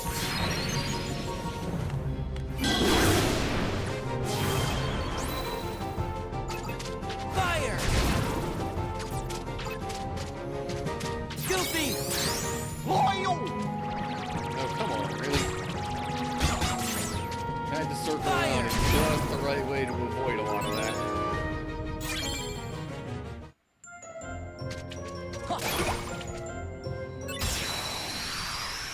Alright, well, I think I at least still got the fire part there. Yeah! Back off! Yeah! Donald!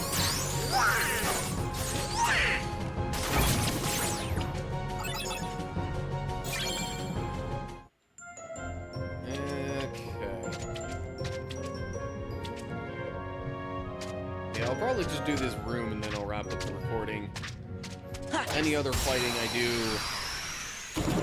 between this and the next bit of story can just be a stream exclusive, we'll call it.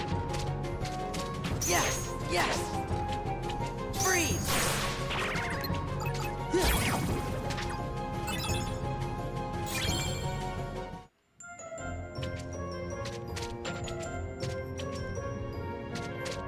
No, but like even with, you know, thinking of the first game and not just this one, like sure, this one you know, Jiminy being separated from Pinocchio makes a little more sense because it's all kind of just based off of Sora's memories anyway.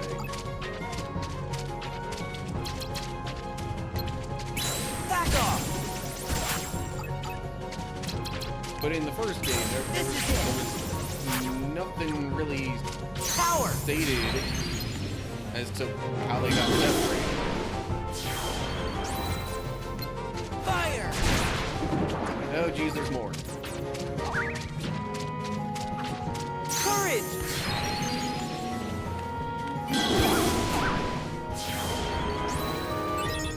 Power! Well, Zoom is pretty good card to be using when there's a lot of enemies. Goofy! Actually, Goofy kind of is too, especially with that attack. Got a Moogle Room card. Leveled up.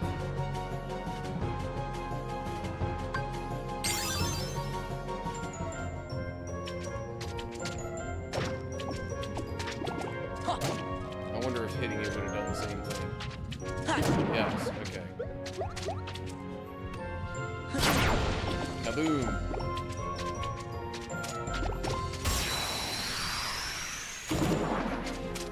Oh, hello. Yeah! Run!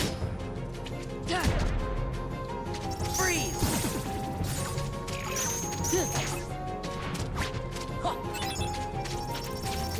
Funnel! Like, there's thunder enemies. Please don't use thunder, but then he uses thunder. Back off! Okay, well that didn't help much of anything. Courage! Big roar from Simba, let's go. Okay. Fire! Another Moogle Room card. Yeah!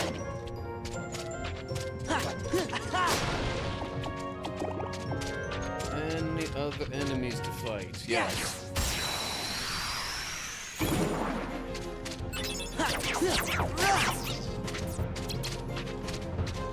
Goofy! That was not the best target there. For that Freeze! particular card. Yes! Ability thing.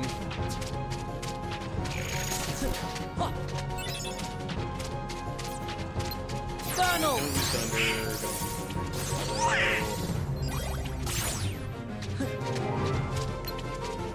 Freeze! Done it. These things just floating around all over the place. Fire! Constantly changing elevation. It's a little hard to get to him consistently.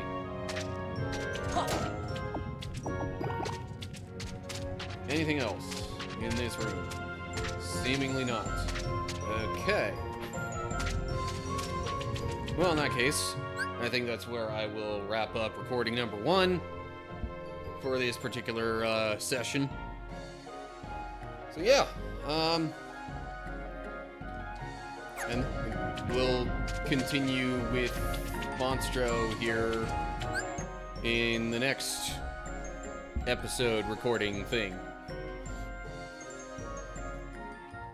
Or for anyone who's watching live, we'll just keep continuing on. It's just going to be, you know, battles and stuff until we get to the next story bit. Which, let me figure out which direction that's going to be in. It looks like I could either go right, up and right, or maybe I could also just go up and then right a couple of times.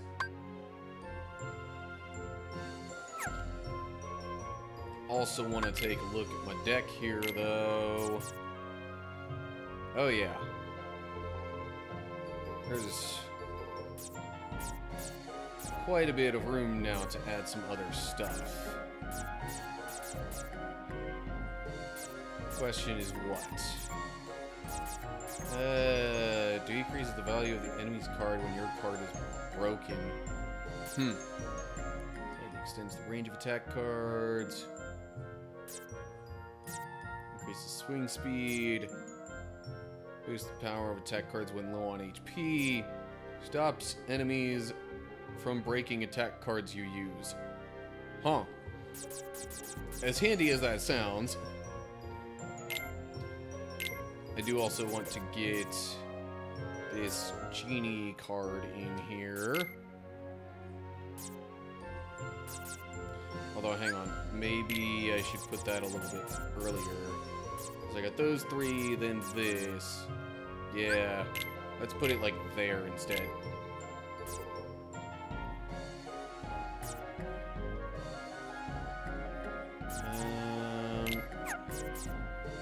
Oof, 65 card points for that Jafar card. That's quite a bit. So that just reloads the attack cards. That's why, okay. Quickly reloads all attack cards. And that one's reloadable magic cards.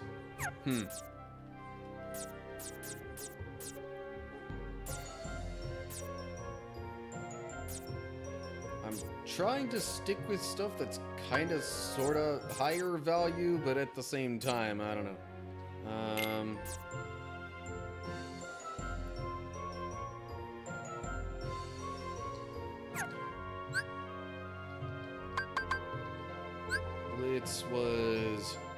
10 to 15 of different kinds, so I'm not going to be able to do that.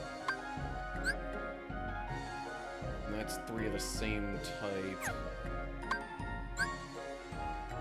That's just any 3 attack cards, 24 to 26.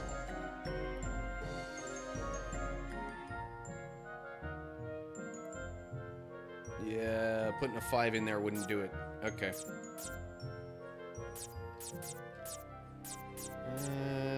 Let's at least get something else in here. Just not sure what.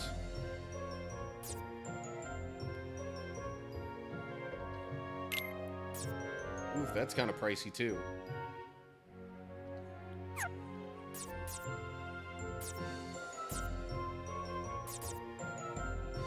Alright, you know what? Actually, let me get this cloud card here. Because worst case scenario, then I can kind of stack some of these together and have it be harder to break.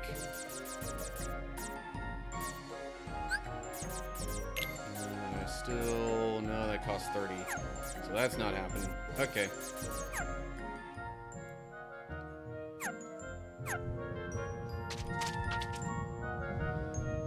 Alright. Oh, man. Let me go this way. Let's see what I get. Looking for a 1. That's a 1. Maybe that's Sorceress Waking, since I have 6 of those. One of which is a value of 1. Okay, sure.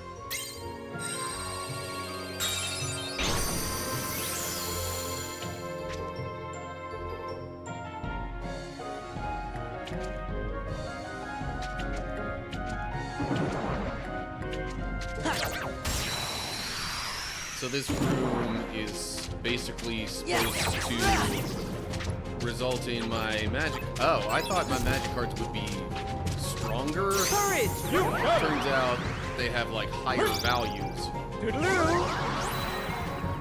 Why would he use stop there? Oh well. Donald. I did not need healing there. A little disappointed.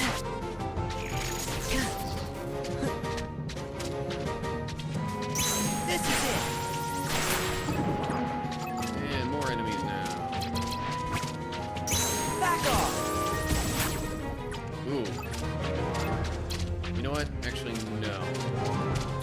really don't need to Courage! stack the Simba cards together, because with increased values, Power! I'm probably going to hit more enemies if I just use them individually. Courage!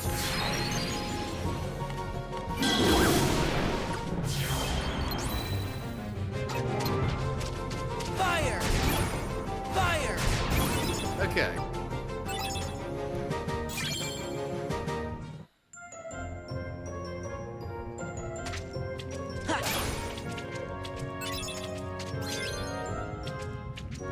Yeah!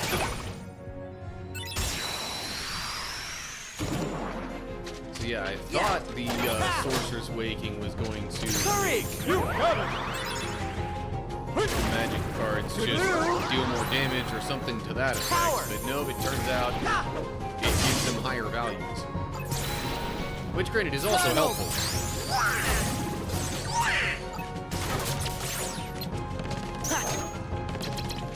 This is it!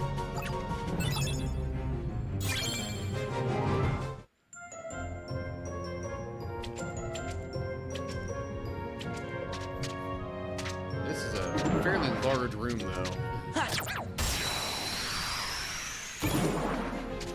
Yeah! Got a lot of fighting ahead of us, I guess. You know what? Donald!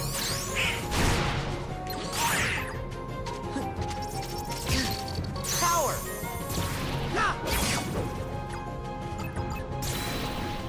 But yeah, and some of these cards that would have been,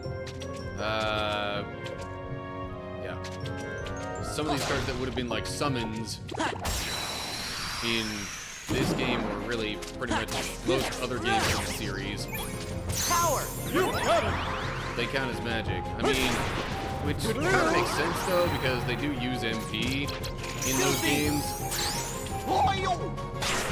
It's just when there's also a separate category of ally cards, I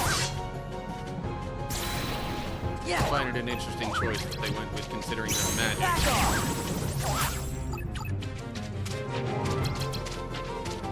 They being, of This course, is what- Square Enix in this case. Power!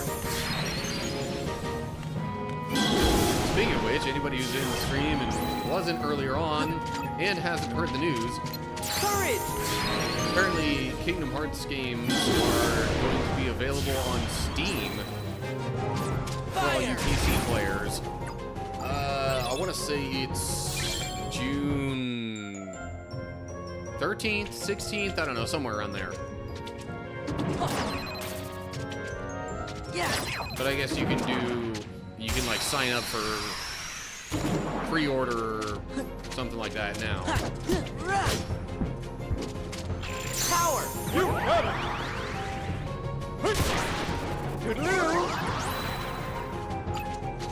Courage! Does Genie like only ever use Stop or Thunder? That's pretty much all I've seen from him. Yeah! Freeze!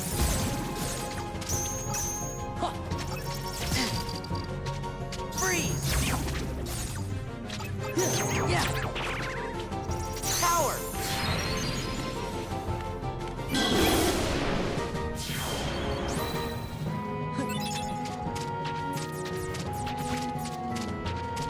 Heal a little bit, just because I can, kind of.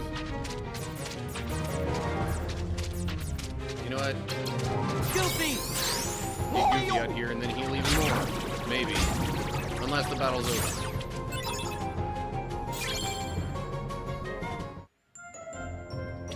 Oh, okay. I was hoping I could draw this battle in a bit closer Courage! to then, you know, use the, like, hitting the clock thing to make it stop. Freeze! Freeze! But alas, it was not to be. Ooh, a white room.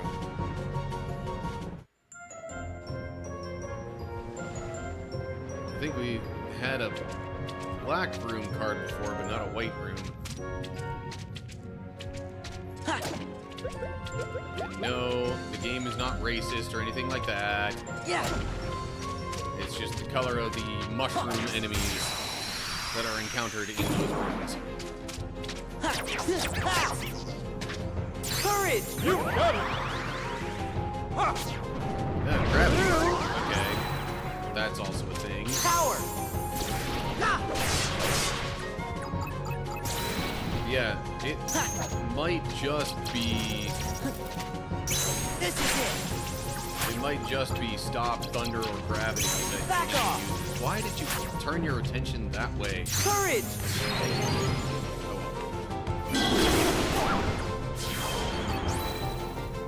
More Zimbo.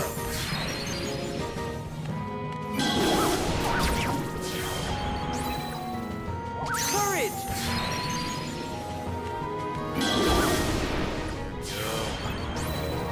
All kinds Fire! of magic, dealing all Fire! kinds of damage.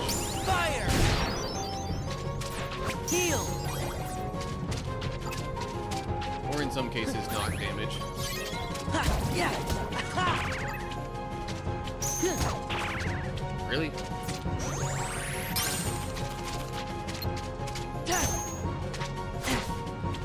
Power! You really probably didn't need Genie here, but whatever.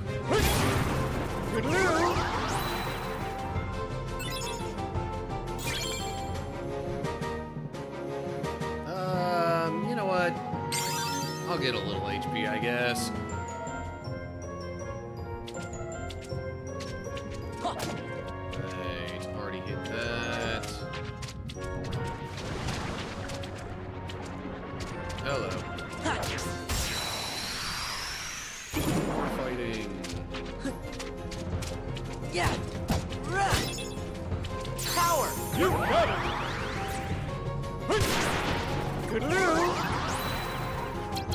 Goofy!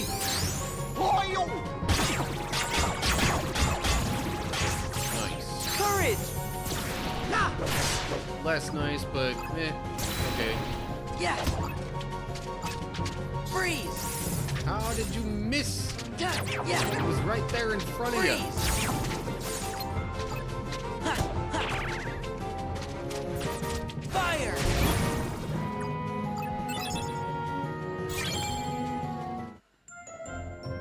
Okay, so what is this? Okay, I can hit it and make it go away. Good. It seems that I came from a less than ideal direction for that little area. Oh well. Nope. Can't pick up that barrel in time. Power! Think well, okay, never mind. I wasn't expecting it to, Courage! You got it! you know, come down to a lower elevation like that.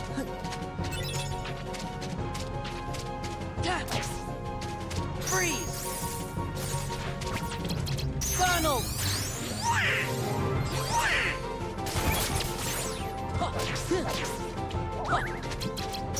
Back off! Well, I got all of one hit. You know what? Power! Let's just see. Okay. Fire! I still Fire! think if possible, Fire! it's generally better to just use the Simba cards one at a time. Ha! Heal! Yeah! Courage! You got it! Ha!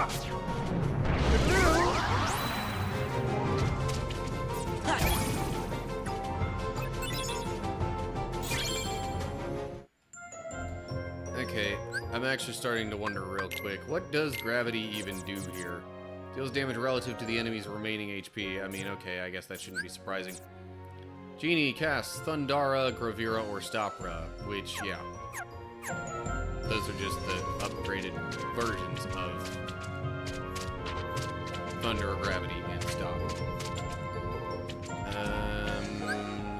So, yeah, I want to go to the right here. And just kind of keep heading that direction. Alright, need a 2. Or at least, I would prefer a 2. Could do another Sorcerer's Waking.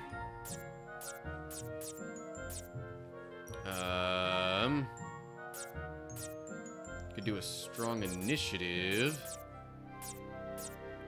Or a calm bounty. I have a bunch of calm bounty cards. Good grief. Okay. Calm bounty it is.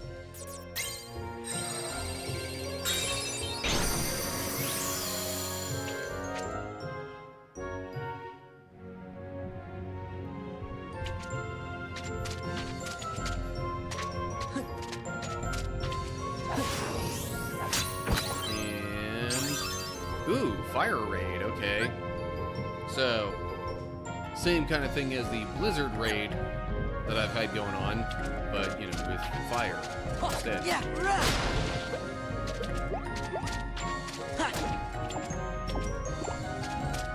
Yeah.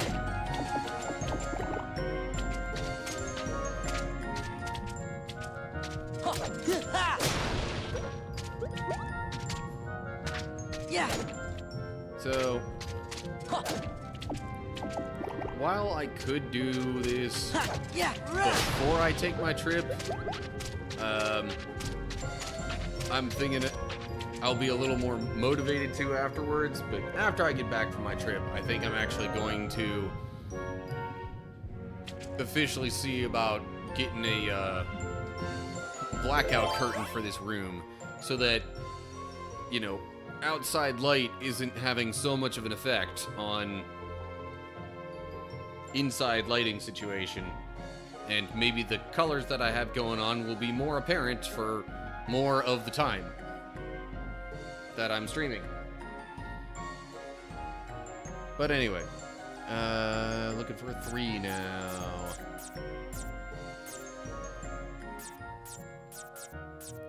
Could do an alchemic waking. Item cards are more effective. Could do a meeting ground for more friend cards. I've got 6 meeting grounds in total. Could do another calm bounty because, you know, I have 9 of those. But I don't want them all to be just like the same thing. So let's go with the meeting ground.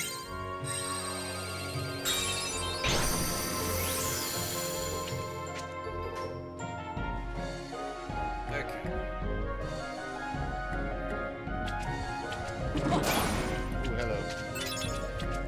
Wishing Star with an 8. Nice.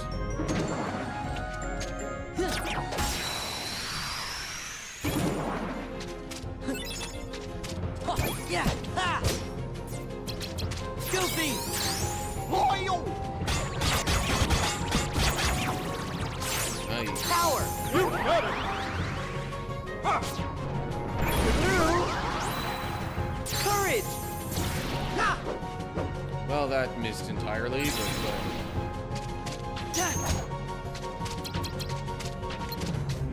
This is it!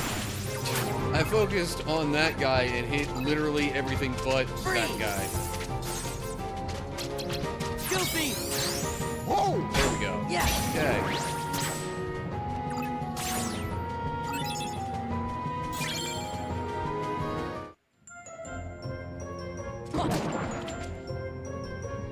Oh, come on. There we Yeah. go. And, like, change your target, please. Ha! Yeah. Rah! Power! You got it!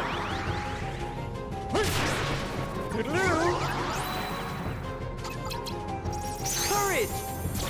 Ha! Ha! This is it! That was the wrong way to be facing. Back off! Not exactly great either, but whatever. So, you know, I know.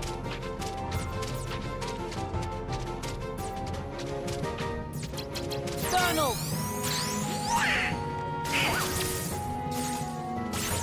Power!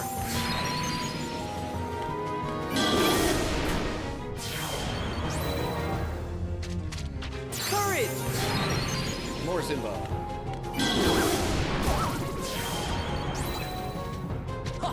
Fire! Fire! Okay.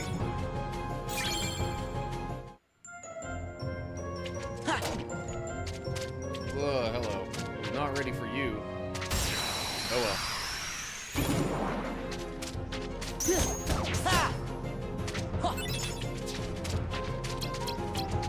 Power! You got it! Ha! Courage! Ha! And Cloud entirely wins. Yeah. Love it when that happens. This is it! Back off! And that entirely missed. Goofy!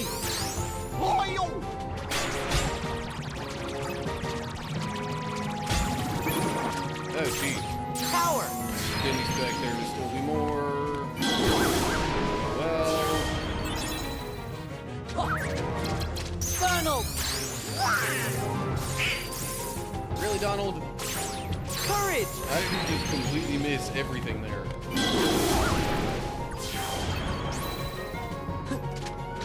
Fire! Fire! Fire! Heal! I didn't actually need to heal. I thought I did.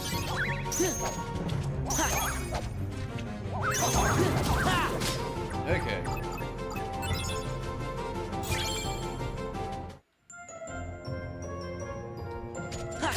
Ooh, hello. Gravity card. Value of 6. Okay.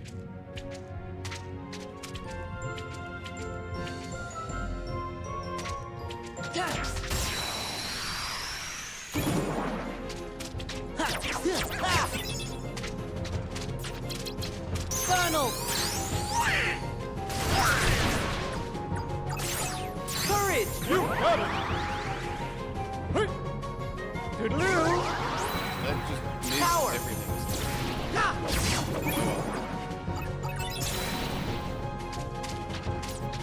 Goofy!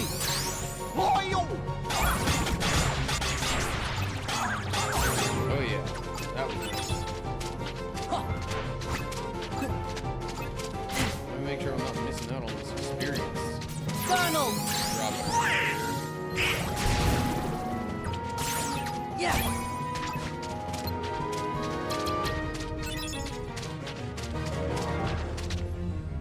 This is Yeah, it! okay. Cannot do that from an airborne Donald! position. That entirely missed as well. Alright, you know what? Fine. We just skip ahead to fire. Fire! Use Fire! those, and we're done with that battle.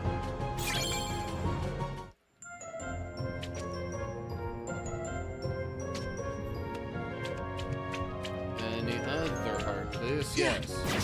And now they start off confused. Yeah! Aha!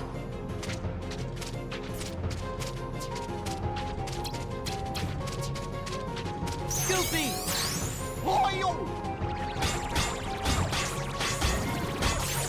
Courage! You got it! Hey! Toodaloo! Power! Yeah, that shadow better be gone. After taking a hit from Cloud like that.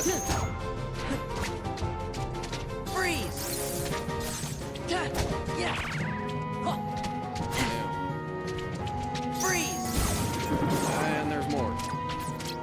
Donald! Okay, fine.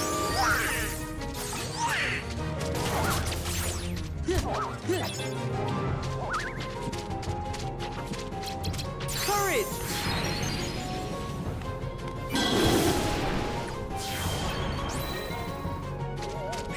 Fire! Goofy!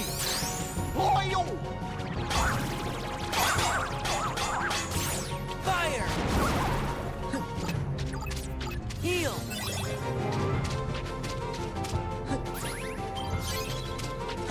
Yeah! Yeah! Okay. Feeble darkness. up. Nice.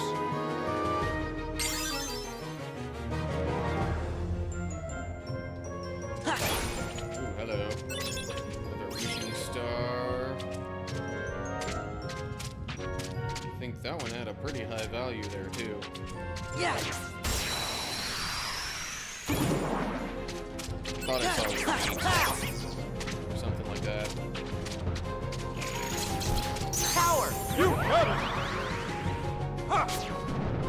Toodaloo! Courage. Ah. Yes. That wasn't as effective as I would like. Freeze. Power. Wild Crush, what is that? Come on. Gotcha. Oh, geez. Okay. Huh. So, having Goofy, Donald, and an attack card yielded that. Interesting. Sun. Back off. Courage.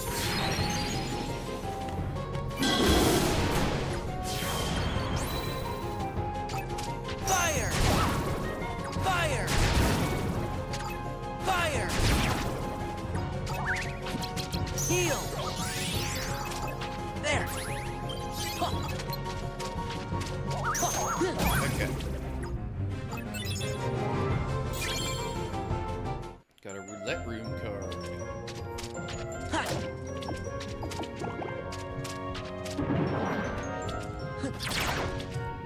Okay.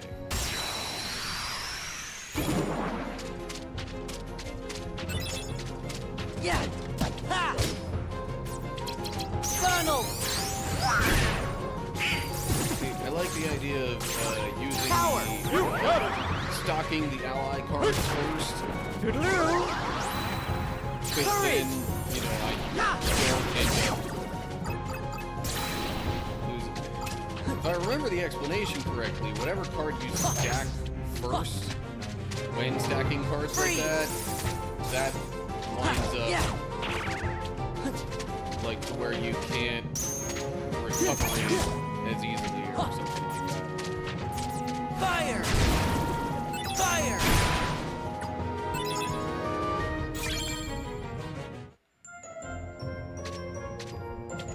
Okay, so that's the direction we need to go, right? Yeah. Okay. Tell you what. I will take a quick bathroom break. Run more ads on Twitch just to give myself plenty of time to not interrupt my next recording. And then I'll be back. But in the meantime, I will bring on the music that I had going before. And for anyone who missed it earlier, now you get to hear it the first time. Anyway.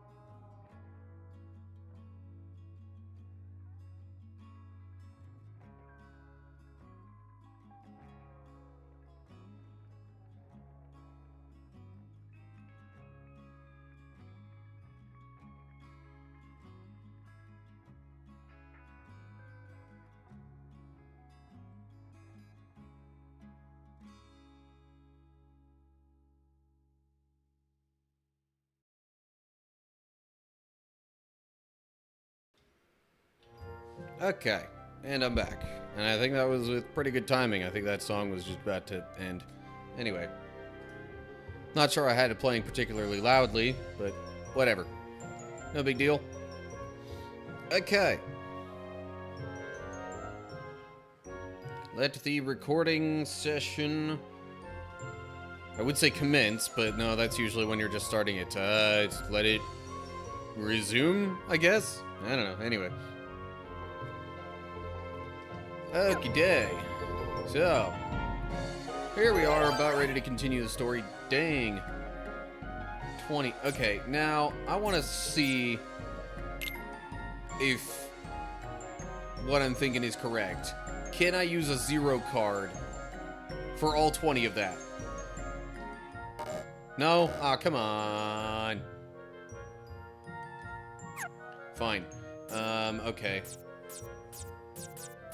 So let's find some room varieties that I have a lot of, like the Calm Bounty here.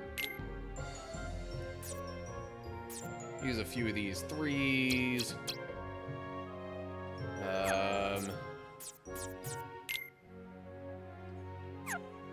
Any other numbers of a certain room type that I have duplicates of?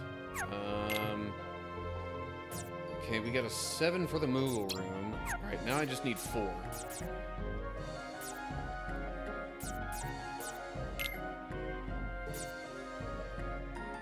Meh. I guess that'll work. I didn't mean to back out of it like that. That's okay, just need to use the key card now. Story time!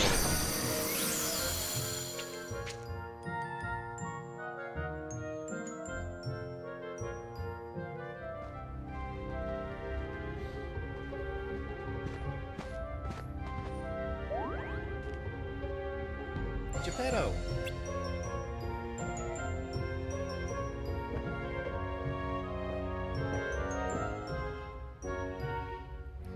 Bless my soul, it's Jiminy Cricket. How in the world did you get here? You tell me. How does a clockmaker wind up in the belly of a whale? Well, it's a long story. Proceeds to tell the story, I guess.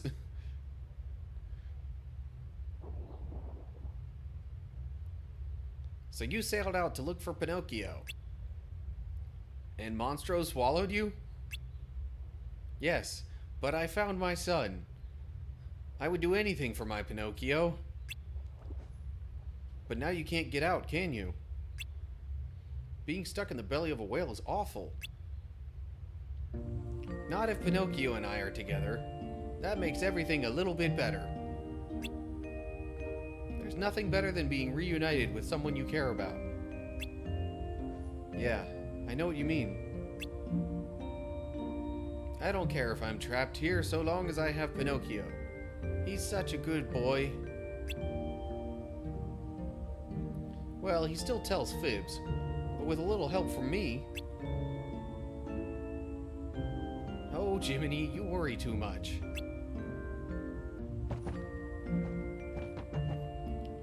Speaking of Pinocchio, where is he? He was here a minute ago. Where has he gone this time? I expect he's off exploring.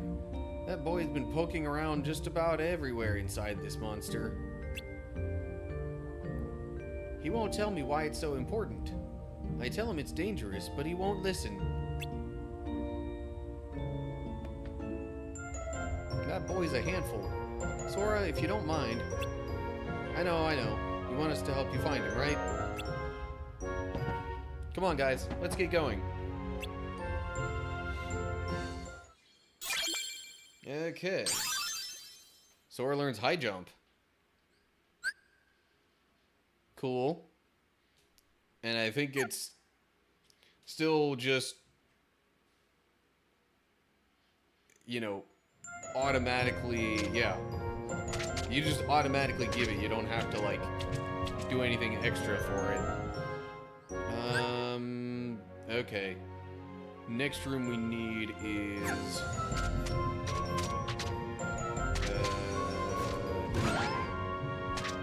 gotta go over this way first.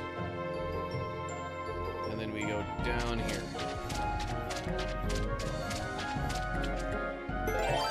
And then need a 3 or 1 to 3. Now all those 3s I used for the previous door are looking mighty nice. Oh well.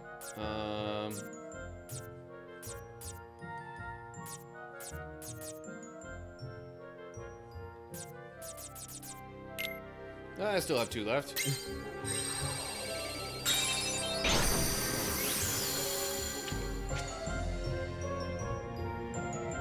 Another calm bounty. What do we get this time? The fire card with a 1 value. Yeah, thanks. I'll totally end up using that all the time. Yeah. That's so useful.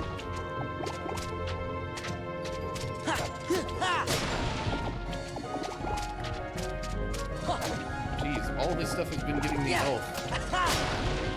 I'm full on health. Give me more Moogle points. Anyway, okay. Alright, so we need any red, something lower than 5, and then the key card. Well, out of the reds I have, we got the most of these. Well, it's tied between these and the roulette wheel.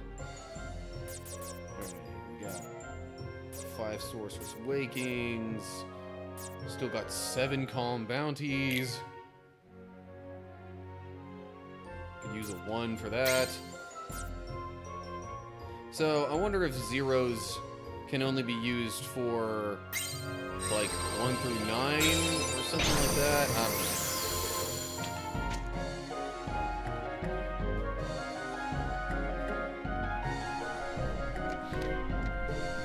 Oh.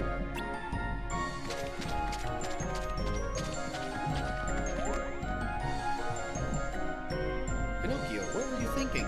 You know Geppetto worries when you wander off by yourself. Jiminy was worried too. I'm sorry. What are you doing anyway? Looking for something? Yeah, I'm looking for treasure. Or not. Here we go again. But Jiminy. Now, don't be so hard on the little fella, Jiminy. We promise not to get mad, Pinocchio. Is that why you were afraid to tell? No need to fret. Tell us the truth. We'll understand. Put your trust in Goofy. I was looking for a way out. Father says he's happy, but it's my fault we're stuck here. I shouldn't have run away from home. I want to help Father get home to the workshop. But he'll worry if I tell him what I'm doing. So that's why you thought you had to tell a lie. You did it because you love your dad. All you need now is courage. What? Tell Geppetto the truth. With a little courage, you can do it. If you tell him how you really feel, I bet he'll help you find a way out. And we'll give you a hand. Really? You'll help us? Okay, I'll give it a try. Wish me luck, Jiminy. No more keeping secrets then. We got a deal? Sure. I'll be brave and tell Father how I really feel. No lies this time. Great. Then your nose won't... What's happening? I got a bad feeling about this. Pinocchio, run for it.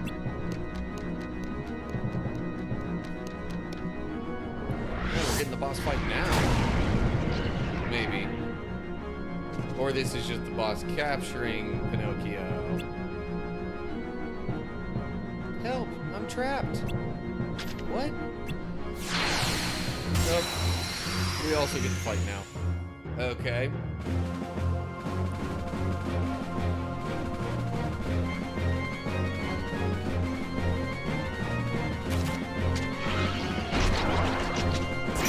Yeah! Courage! You got it!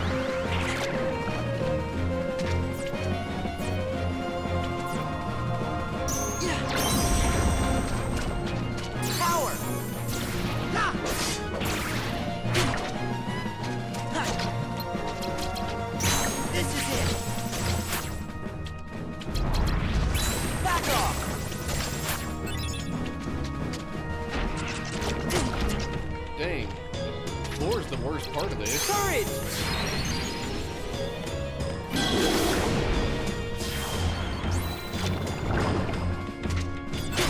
Specifically, the fact that it continually makes me lose my health, and that it falls out from under me. Guilty!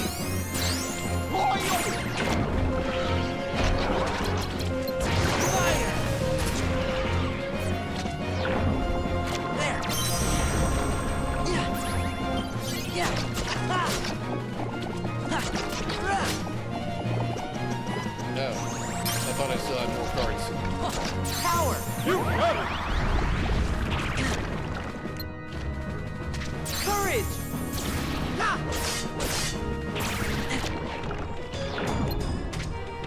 Yeah! Ha! Power!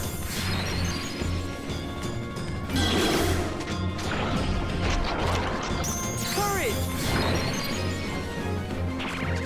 Got it. Fire! Fire! Heal!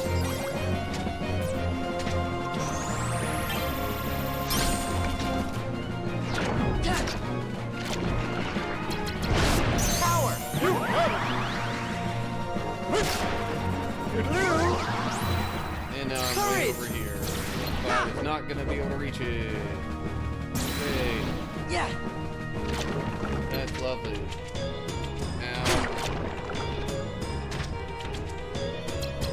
Ha! that wasn't great.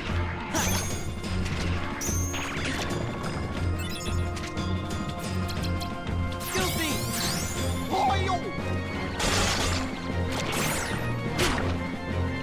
Heal! Heal!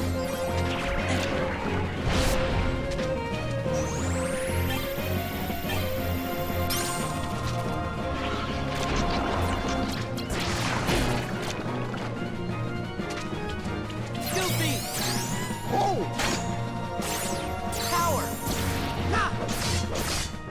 Okay, we're getting close now.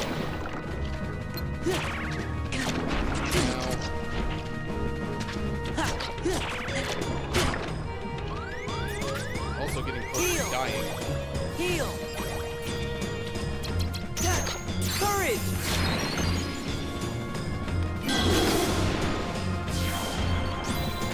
Fire! Fire!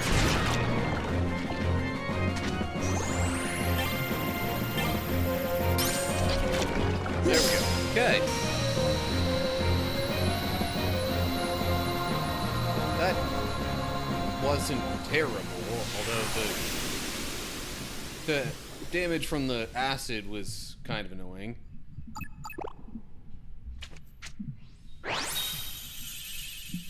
And we got a parasite cage card.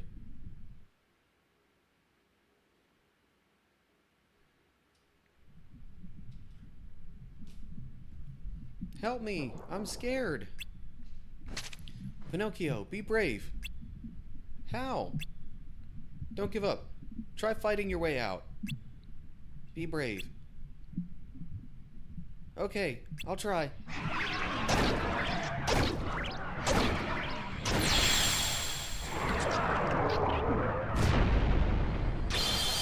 Like, he couldn't have gotten out any of those other times that its mouth cage thing was wide open like that? I don't know, anyway. Pinocchio, are you alright? Don't worry, I'm okay. Just a little sticky.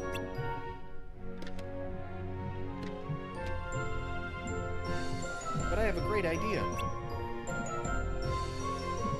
That thing spit me out when I started fighting back. Why don't we try the same thing with Monstro? Of course. If we're lucky, Monstro might cough us up. Great idea. Let's go deeper inside and try it. I'm going too. No, it's too dangerous. Aw, come on.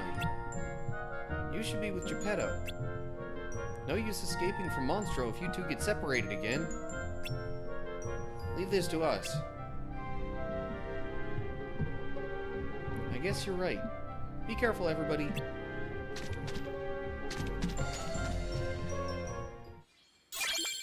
Okay. And I'm pretty sure I have at least a couple of other rooms that I'll need to get through to get to... Yeah, okay. But no sense in going through a door that I don't need to just for that.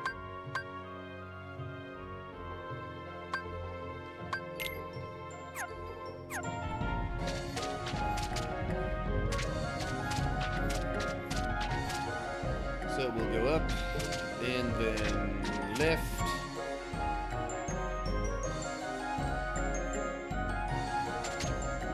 Now if we go up again.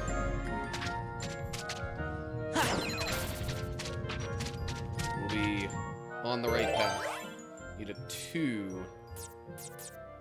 I could do a Sorcerer's Waking.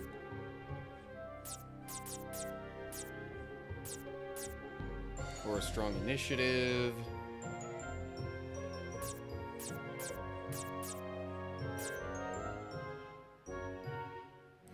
Or a moment's reprieve. I haven't saved in a while. Just in case things get a little dodgy.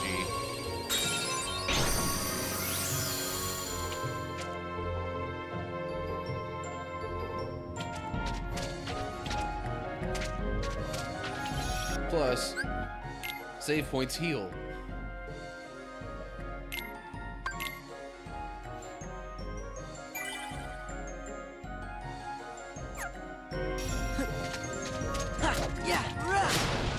Google points. Yeah.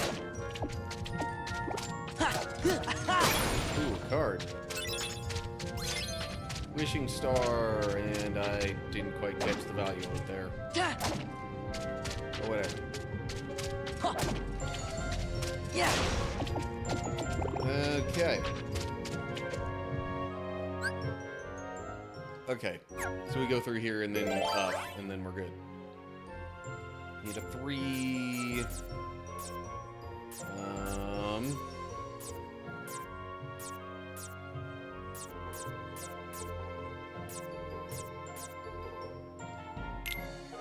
I guess I could use one of these 5s here. Milos, hi! How's it going?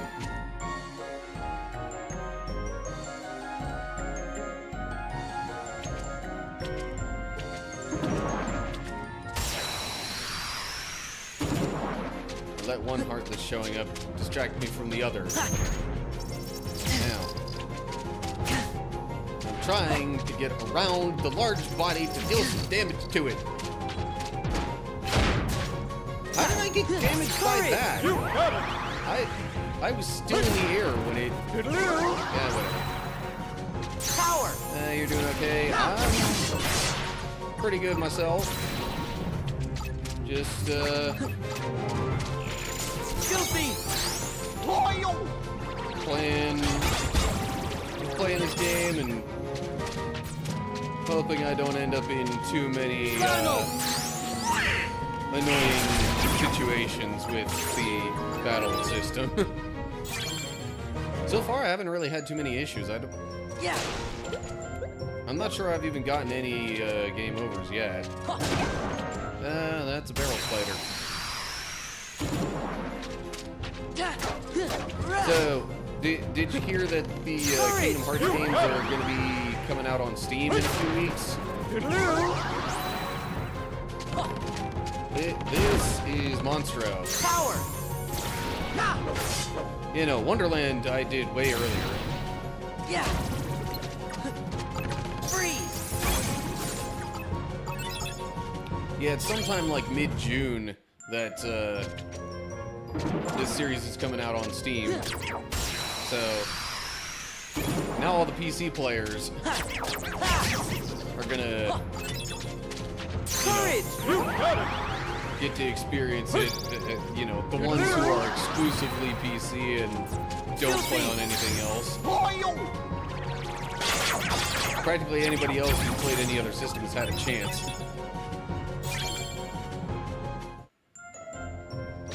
Yeah.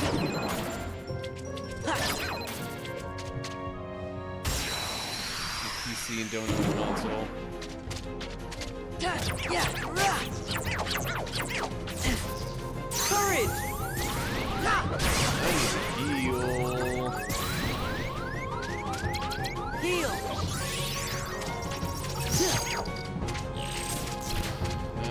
Let me just use it straight Freeze. up. Well, if it actually hits. Yeah. Freeze.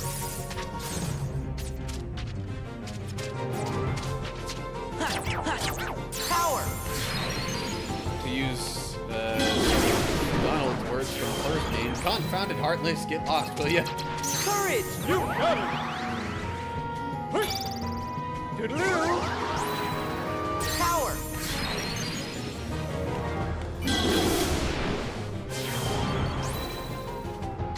Fire. Fire. Fire.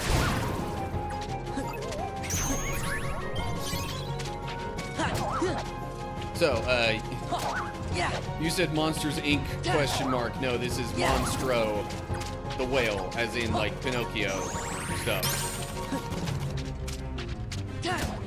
Courage.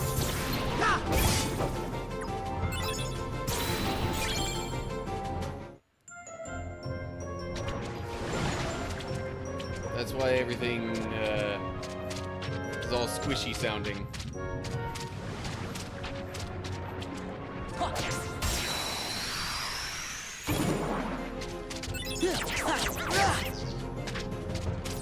Goofy. As far as the current worlds that I have available to me in this game, really, I was down to this one or Halloween Town, and I've kind of been trying to do them in the typical order from the first game. So, figured it made more sense to do this one first.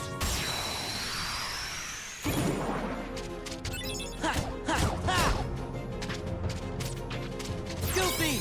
Although I have been seeing stuff lately where apparently in the first game, if you go to Neverland before Monstro, then like the dialogue between Sora and Riku changes a little bit in Monstro. Freeze.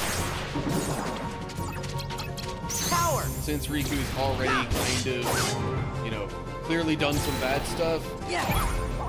it goes more from just like, what are you doing, to outright being suspicious of Riku. Goofy. Had I known that happened, I might have tried playing through it in that order when I did the first game. Oh, hello. New slight ability thing. Break a card and render it unreloadable for the length of the battle. 3 attack cards, total value 0 or 27. Okay. Yeah. I mean, the zeros could be kind of useful anyway. I don't currently have any 9s, I don't think.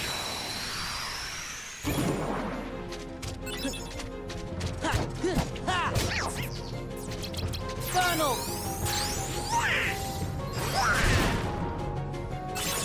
Power. You got it. Toodaloo. Courage. What are you? There we go. This is it. All kinds of damage being dealt. Freeze.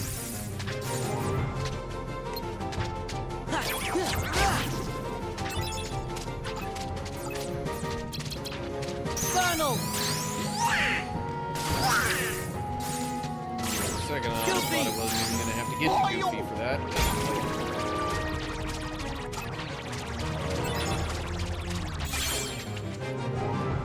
Got a moment's reprieve room card. Yeah.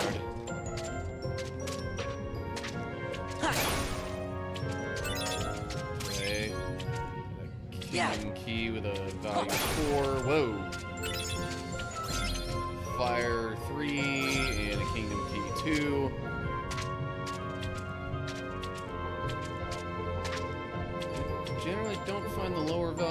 all that helpful.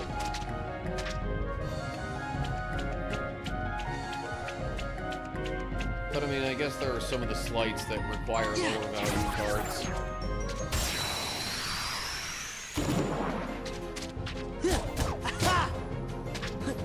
Power! You got it! Ha! Toodaloo! Courage! That was probably the wrong thing to try and target while using Cloud.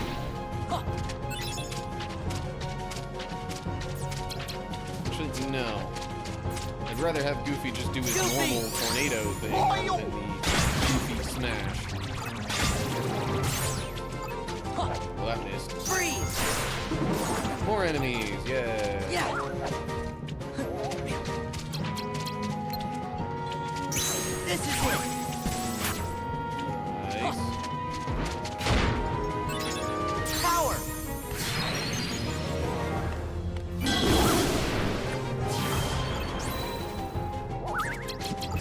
Goofy!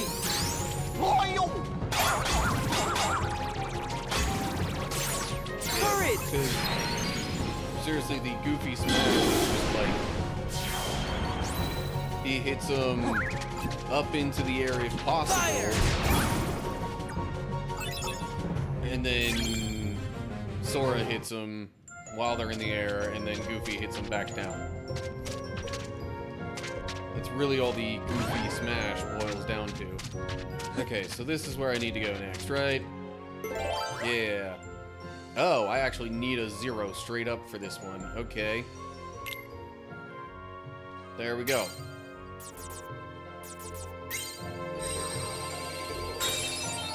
More story.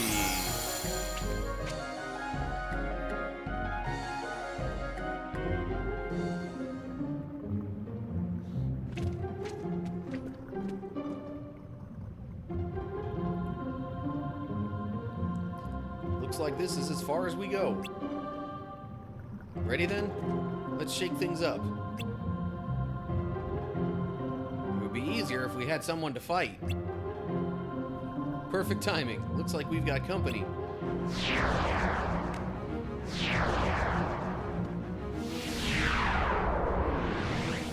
I'm gonna wager a guess this will be a longer battle, though.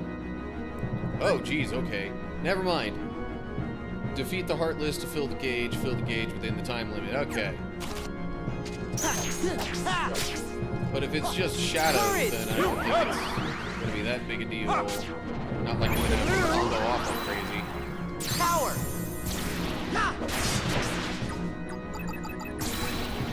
Yes! Freeze! Yes! Darn it. Freeze! Courage! What? Power! I'm sorry. One of their cards broke mine? Since when does that happen with regular shadows? Goofy! Yeah, there we go. Nice one, Goofy. Courage!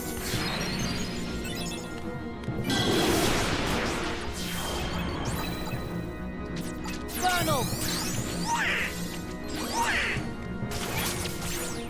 Fire! Fire! Fire! Goofy! Okay. Guess that's all I needed. Dumbo? That's kind of unexpected. Phew. Yeah. Again, why is that his reaction sometimes when he's surprised in this game? I don't know. It's working. Monstro's gonna sneeze.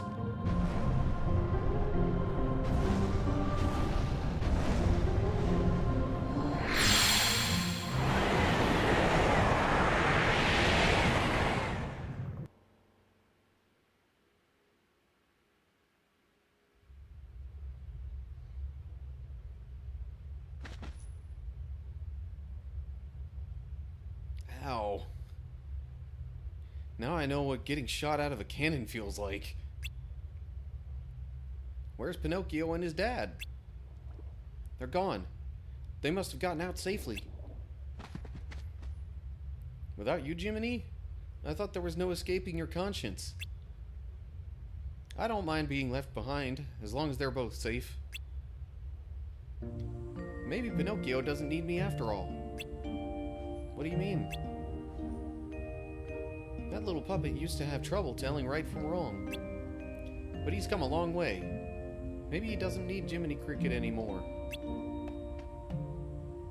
Seems like he's got a conscience of his very own.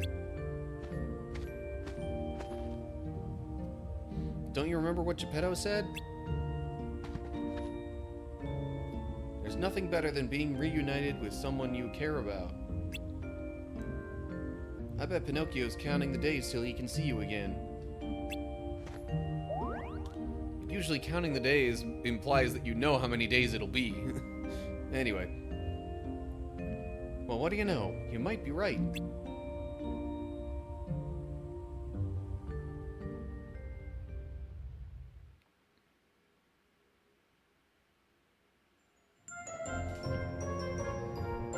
Meanwhile, we still have to make our way out of here. Ha! Yeah! Ha! Couldn't go messing up with the flow of the game and just have us directly exit Monstro in that moment. Even though that would make sense from a story perspective.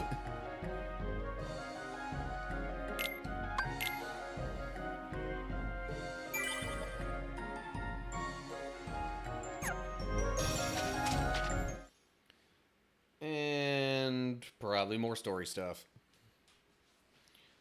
But in Castle Oblivion instead. Sora and Sora set out to remember about that other Sora. Just bits and pieces. Maybe you could try telling us some more stuff about her. Who knows? It might even help you remember other things. Well, she was quiet and always drawing. When we'd go to the beach, she'd draw a picture instead of swimming. Sometimes she'd draw us too. She was really good. I remember Riku and I fighting over who she'd draw next. But one day, she was gone, just like that. I think the grown-ups knew the reason. They might even have tried to explain some of it to me. But I was little. I probably didn't understand what was happening. I remember crying after she was gone. But that's all.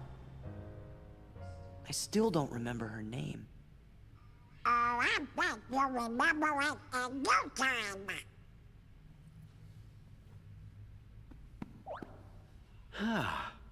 I must point out, Sora keeps remembering things instead of forgetting them. It seems to me, forgetting things may be the only way to reach the memories buried deeper down inside each of us. So we should forget in order to remember? Yeah. Like those guys said, Like, isn't that part of what Axel said? our most precious memories lie so deep in our hearts that they're out of reach. Was it Axel? I don't know. All Was that it either stuff Axel about or finding Marluxia? being losing and losing being finding. I didn't get it at first, but maybe this is what they meant. Gosh, Or they're Sora, just planting I think these I'm a thoughts into little your head jealous and of it's you. not actually your How memory. Come me and Donald and Jiminy aren't That's always been my remembering more theory of the with this stuff game. from our memories? Come on, Goofy. Let's get Like, going. is it actually We never confirmed forget that things that's the case in the faster. canon, or not? I don't know.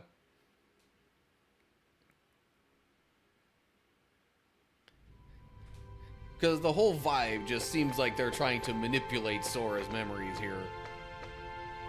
To the point where, you know, I guess, spoiler alert, after all this is done, his memories have to get put back together.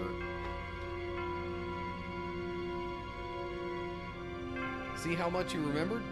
It won't be long before her name comes back to you, too. Ah, I wish I had lots of buried memories to remember.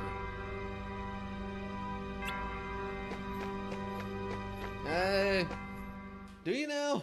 I'm not so sure I would. Just as we intended. We'll continue with our plan. Let's see how far this group will go. You had your fun on the first floor. So this time, it's my turn.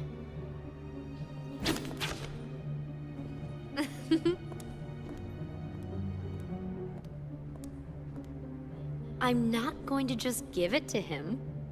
Don't break him. Well, do I detect a soft spot?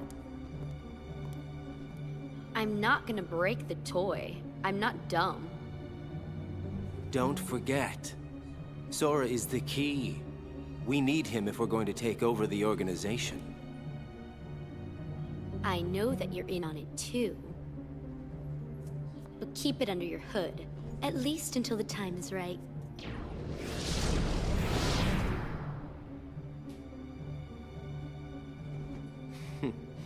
You would have been wise to have done the same, Larxene.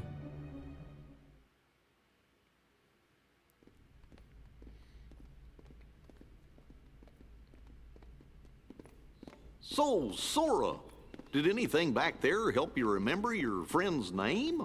Her name's the only thing I can't seem to remember. You gotta try. Hurry up and remember it.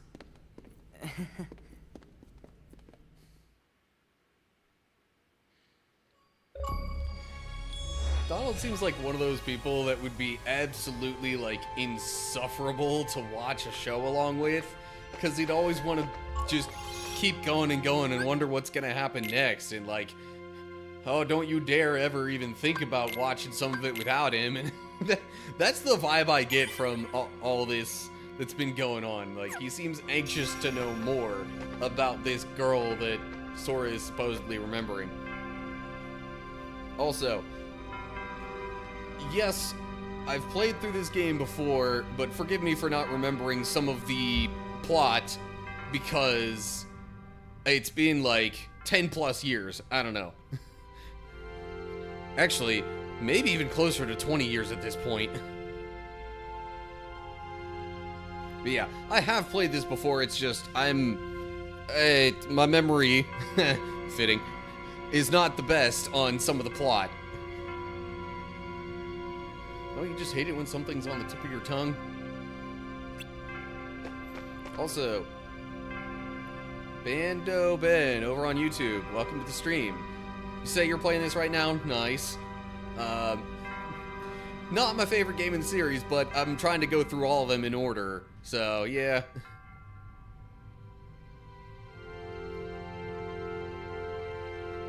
You know how to get stop time cards, like just the stop magic in general, you mean? I wasn't aware there was a specific way, but, or maybe that's just something else I forgot.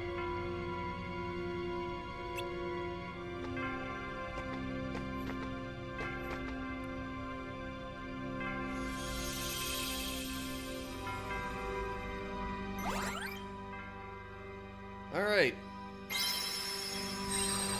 Let's go to Halloween Town.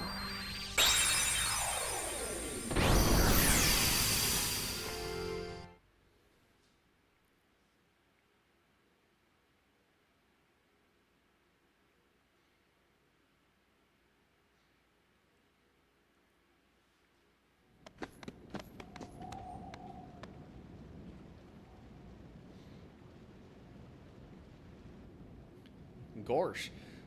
Don't like the looks of this place. I bet it's crawling with ghosts. Ah, phooey.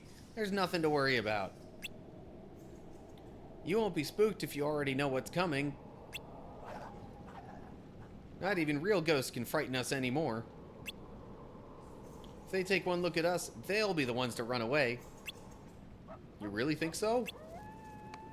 Trust me.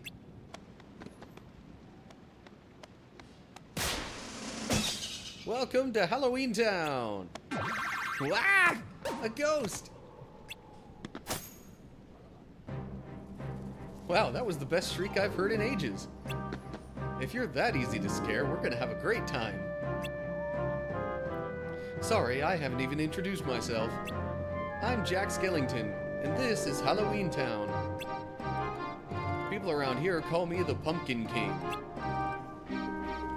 So if you're looking for a ghoulishly good time, you've come to the right place. Well, we aren't. Too bad, because at the moment, we've got a bit of a problem in Halloween Town. What kind of problem?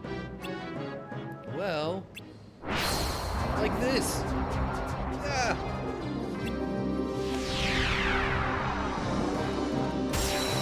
Alrighty. Fighting time. So, I guess that's a no. I don't remember how to get the stop cards. What the? Oh, right. Wrong button. Power!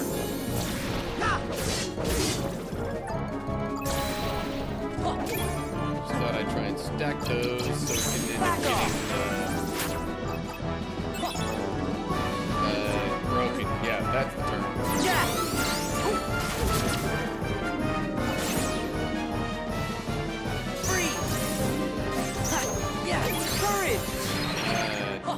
Didn't quite mean to do that. Whatever.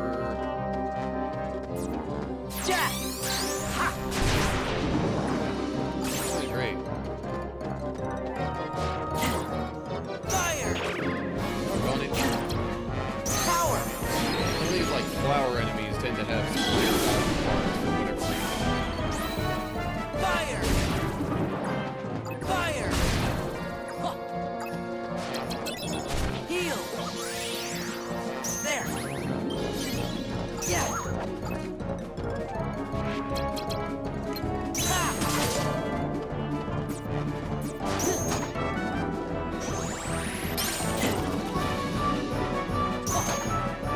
Courage! You got it!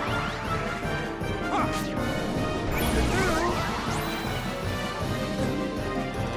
Like I know I heard another ally card.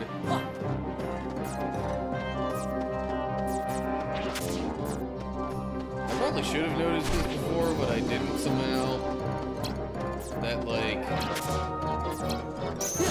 the outfit of the characters actually change in the cards, depending on the world they're in. Although I guess this is really the only world so far where they've had a different outfit. So that kind of makes sense. What's the big idea? Why'd you go and call the Heartless? I didn't call them. I just knew when they were going to show up. In fact, I'd love to get rid of them. They actually go around attacking people instead of just scaring them. Why are they here? I was just going to ask Dr. Finkelstein the same question. I'm heading to his laboratory right now. Follow me.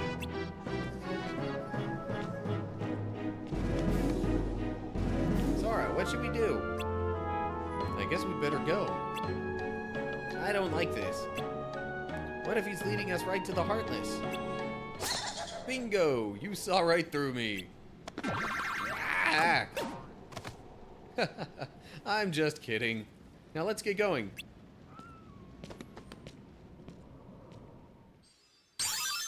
Sora learns terror. Oh, geez. Okay. So, either 2 summon cards and Jack, or Simba, Mushu, and an item card. That's an interesting combination. Why would it...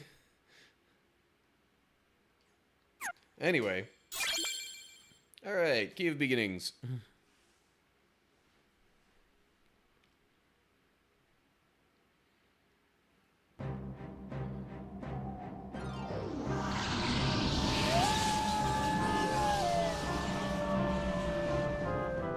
Alrighty. Let's let's maybe have a look around and see what we're up against here. Aside from the obvious Heartless. Yeah. Ha!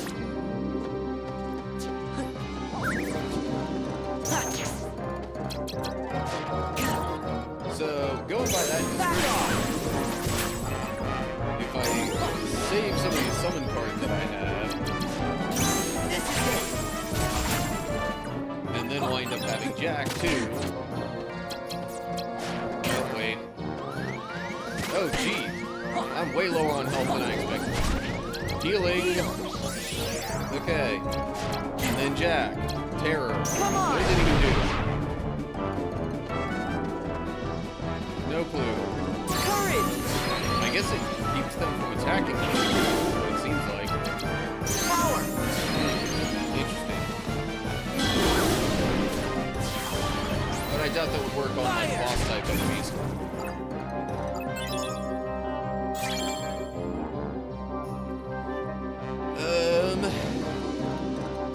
I've been running low on HP quite a bit lately.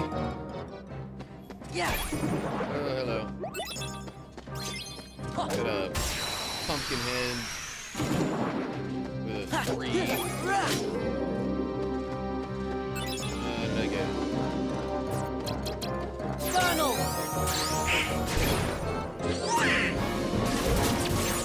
Power! You have it! Ha!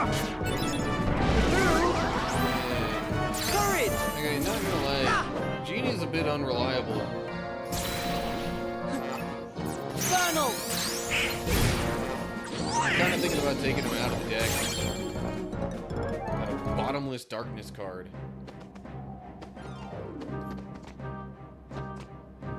No! Oh, I did go for the strike a little too soon, I think. Courage! You have it! Ha! Maybe unreliable wasn't the best word choice. The unpredictability of Genie is what I'm not the biggest fan of. Freeze!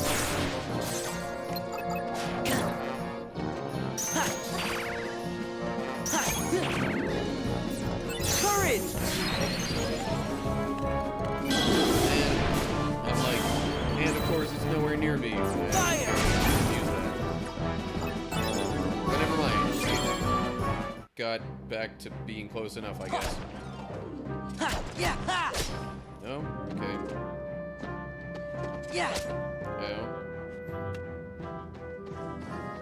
But there are no Heartless.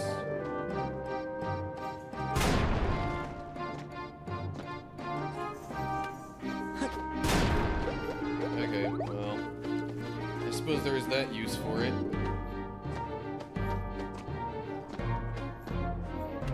Any Heartless over here? No? Fine. Yeah! Health, yeah, health is nice. Do with a little bit of that. Ha! Yeah! Rah! I know I heard an ally card land. Jack! Ha! Jack uses gravity. Courage! I've seen him use thunder, fire, and gravity. Power! Ha!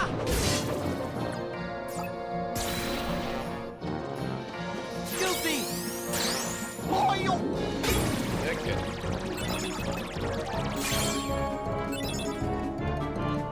Chemic waking. Where do you put the emphasis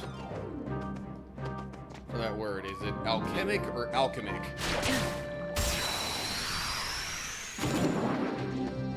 Yeah! Ha!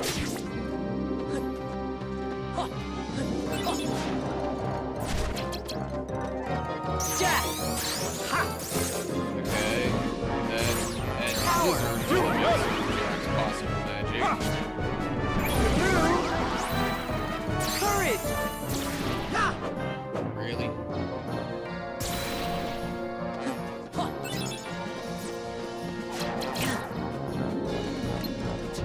Back off! I shouldn't be surprised if that is. This is it!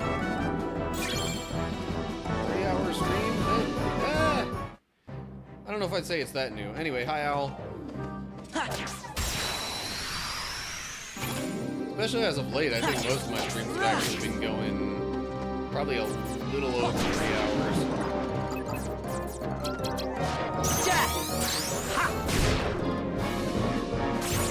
Courage! Actually, even closer to 4 sometimes. Or more. Anyway. Power! Did my mic turn itself down again? I don't know.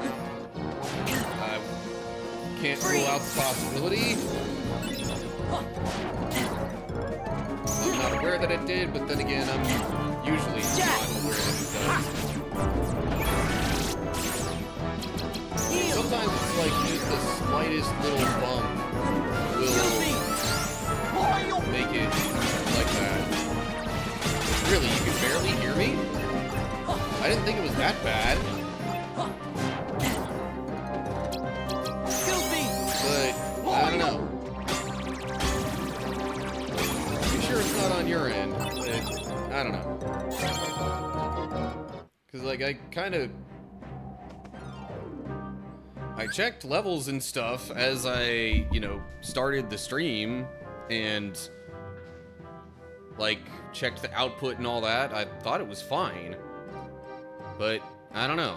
Maybe... Yeah, no, it seems fine to me. I would check that it's maybe on your end there, Owl.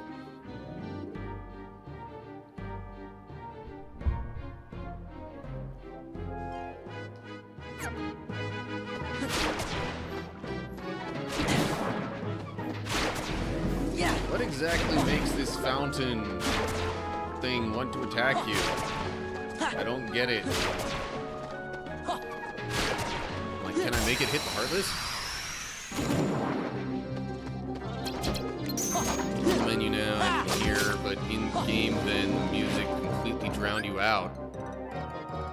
Fine on my end was literally watching a friend seconds before I... Huh. That's... odd and quite unusual, I would say, because I changed nothing with the volume coming from the game capture device or anything like that. Tell you what.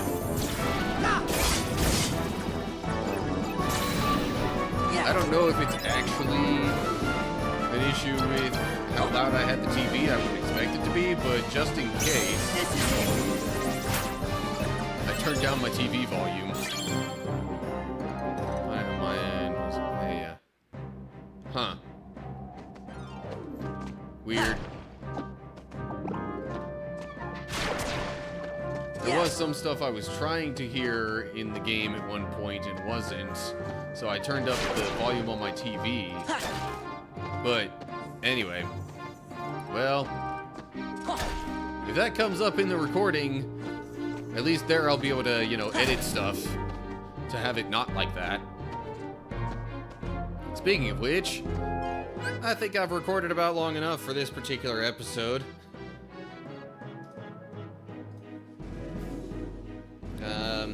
But I could definitely keep playing for a bit.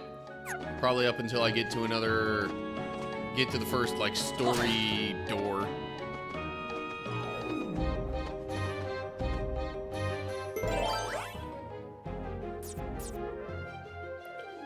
So yeah, I have no clue why there would be that much of an issue with the game audio. I mean, it did sound pretty loud as I was listening to it from my TV, so I will grant that. Maybe this world's just particularly loud. None of the others seemed quite so bad.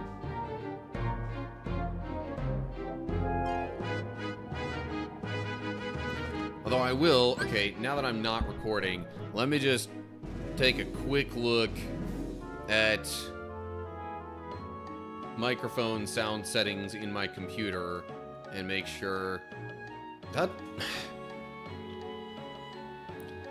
This happens all the time, and I don't know why. I keep bumping the level of the microphone up to 100, and then just the slightest little tap or shake or whatever that jiggles the cord loose, and it goes back down or something. I don't know. Anyway, you should be able to hear me better now. You know what I think is a massive cop-out on the part of Kingdom Hearts? In Dream Drop Distance, they had the kids from The World Ends With You and didn't give us a Shibuya world.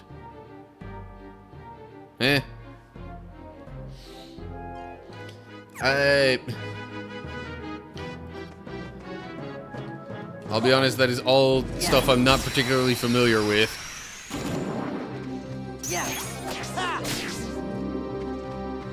There we go.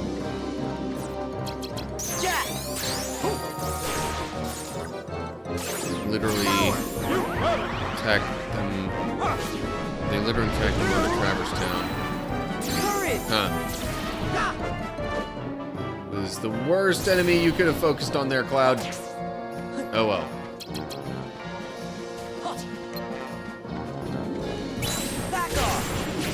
Yeah, there's still more enemies. Great.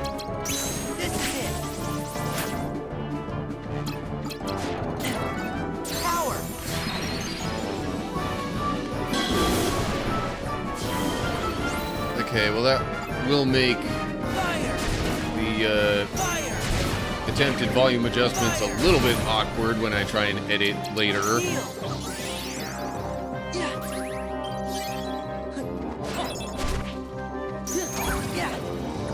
Since it was a, you know, computer setting issue and not a, you know, just,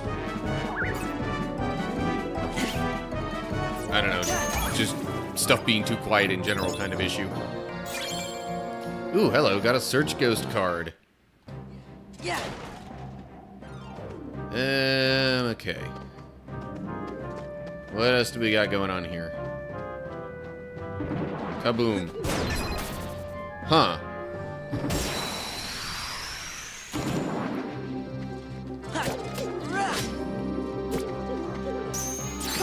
Tried playing The World Ends With You. It was a Switch release.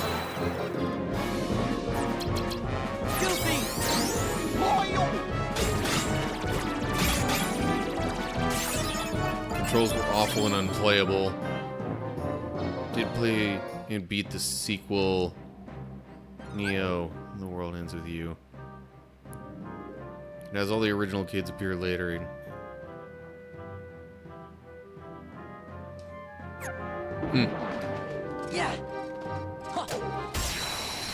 Yeah, so like, remind me again, because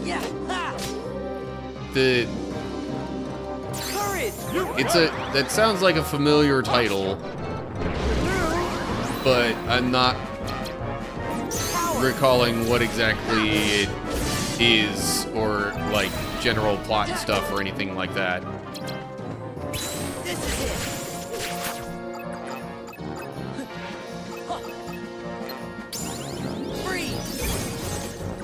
Or even just like what kind of game it is, if you don't want to talk about the plot that much.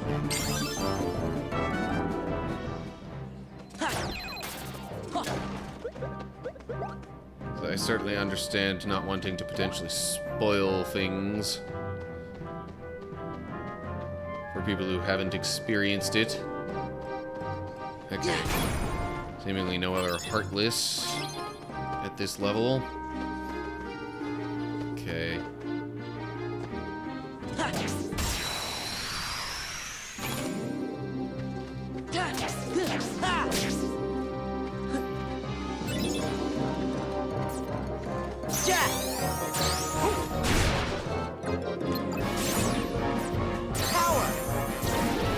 Really? It had to go back down into the floor, right when I was... Or into the ground, whatever. Ground, floor, same thing. Ground is just outside floor. The point of The World Ends With You is India like a sort of death game where kids go to an astral plane of Shibuya but can still see the world of the living. They are pulled into this game run by the Reapers. Don't know how the first one did it, but in Neo, they were in teams. Okay. India should have been kinda. Ha, okay. Kinda sort of like a death game. So... Hunger Games-ish, or more like Squid Games-ish? Or neither. I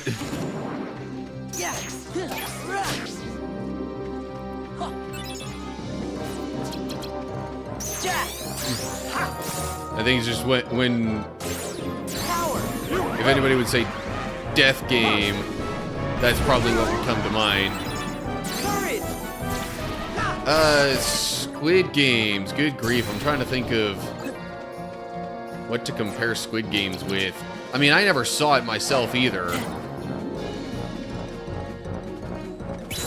But it was like basically a series of different challenges that people had to go through that kind of Hunger Games style, where like, okay, well, elimination equals death type of deal.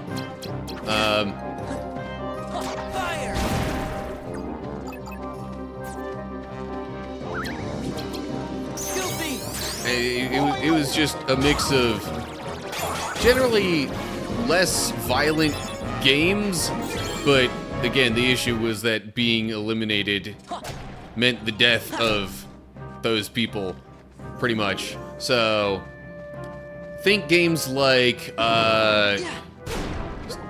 Simon Says, kind of, or Red Light, Green Light, if you're familiar with those. Or there's one that is very much replicated in Fall Guys, where you've got like platforms that can be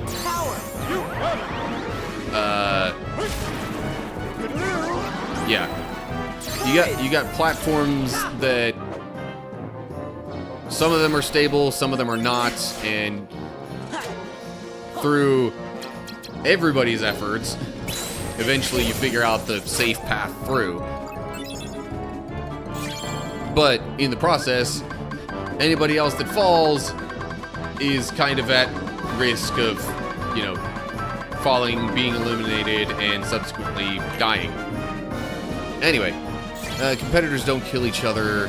They're competing to do a daily task, but if the team loses at the end of the week, the Reapers kill them. So, a little Squid Games-ish then. Games are rigged that the Reapers team pets always win, but it gets a little opaque if people actually if people actually die, I guess, is what you meant there. Honestly, didn't really understand the ending that much. Yeah. Yeah. Okay, anyway. Which room should I go to next? Looks like up would be the next story room. Or I could just clear all of this stuff out and leave no need for any battling in the next stream/recording.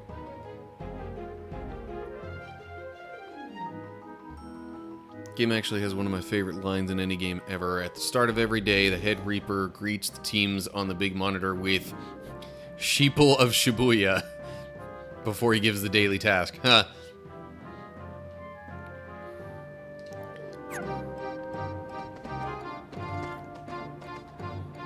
But yeah, so Squid Games is not too far off from that.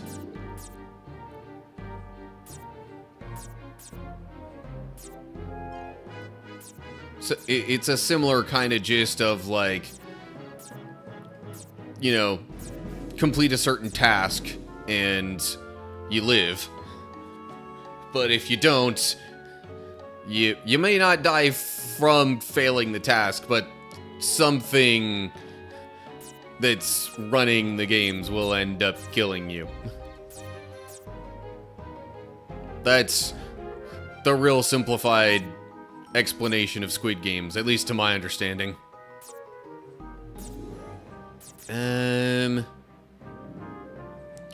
I don't know which of these rooms. I kind of want to do a Moogle room because I haven't had one in a while, but also maybe not just yet. I actually recommend that game. I think it came out back in 2020. Huh. I wonder a little bit why it would have been controversial if there's so many other things that are similar. But anyway. I guess I could do a roulette room. I don't know.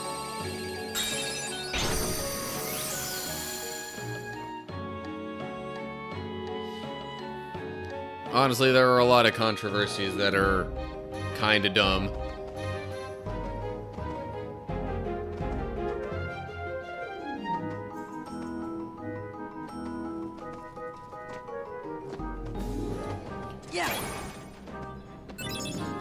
And there's a lot of things that wouldn't be as controversial as they are if people wouldn't be just so insistent on lacking sympathy and understanding of others' perspectives. Like, you being in the UK, you might not have heard as much about this, but the whole Harrison Butker situation. Oh, man.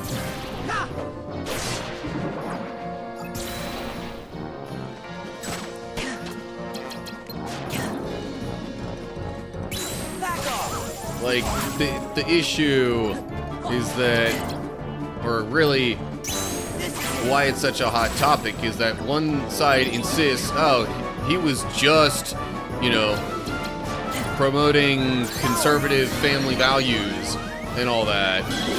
He didn't say or do anything wrong.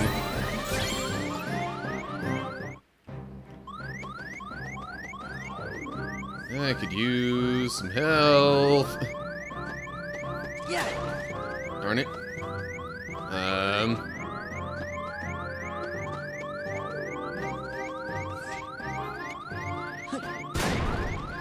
That's a card, not health. Maybe I can get some health in this battle, though. Anyway, because it was the year of COVID, it got controversy because the main character wears a face mask under his chin. Masks were actually in fashion like that in Japan before they became a home. Yeah. Oh, geez. Japan's been wearing masks for quite a while when people get even, like, a little bit sick. Because they don't want other people to get what they have. It's considered a common courtesy around there, to my understanding.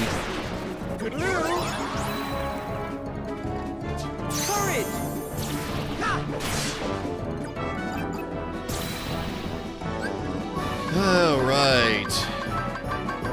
Roulette stuff.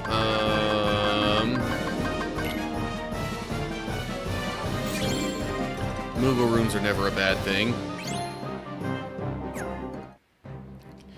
Well, they're not particularly helpful sometimes. Anyway, so I was starting to talk about the whole Harrison Butker situation, and then I stopped because there was other conversation going on.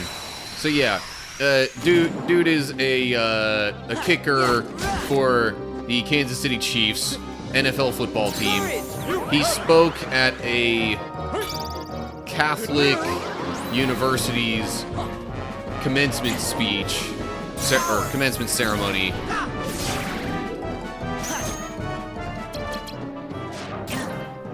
And then, like, yes, the things he said were conservative family values, all right, but they're kind of troublesome conservative family values, like the kind that doesn't really value women a whole lot. And the way he said it wasn't particularly kind either. Now, it's not as bad as some other people and media outlets have tried to make it out to be after the fact. Yeah, so I will say though, there was something that went around that was supposedly a quote from him defending his speech. That was honestly even worse than his original speech. But the thing is, that was a lie. He never actually said the things in that particular fake quote. It came from a sports meme page that was just ripping on his original speech. But in any case, yeah, like, the fact that he did state that, or essentially state without 100% saying it word for word, that, you know, a woman's highest honor is to get married and have children and all that kind of stuff, like, don't agree with that line of thinking. But again, people that don't like him have blown it further out of proportion and making it sound even worse. Yeah. Power. Yeah, definitely was not the best reading of the room for sure. But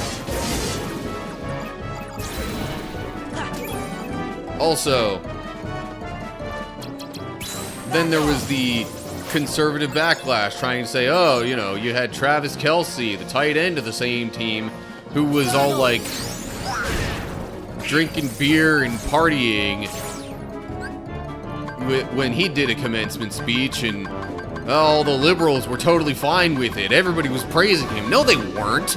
Not a single person that I'm aware of praised Travis Kelce for his speech and his actions.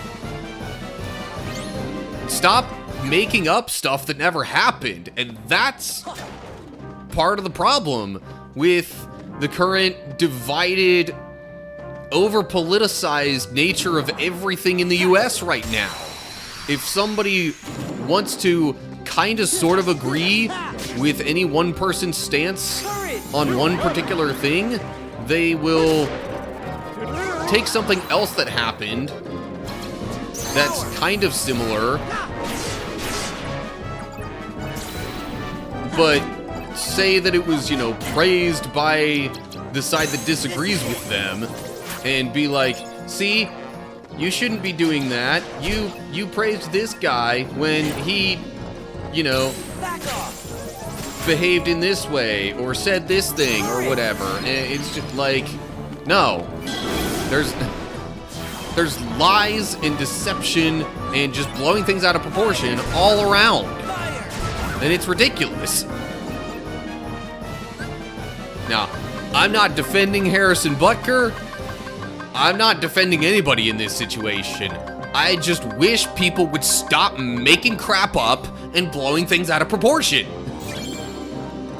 Because that is literally the biggest problem that the United States has nowadays. Bar none. It's why we're so divided. It's why we can't agree on anything. And it's why elections are so just, oh, it's all smear campaigns. It's all like, oh, you can't be a fan of this person if you like this thing. And oh, look how horrible this candidate is. It just, ugh.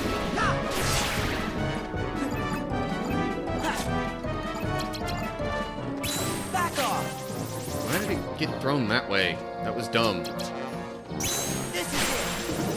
Okay, that one I kind of understand. Anyway.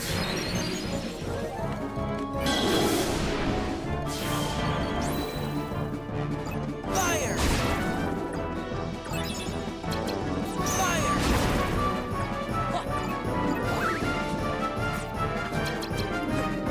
But yeah. All this kind of talk from people getting, you know, outright praised by conservative folks in the US, that right there is the kind of stuff I was talking about. I think I said something about this, where it's like, you know, because of Donald Trump becoming president, people started feeling like it was okay to be hateful again.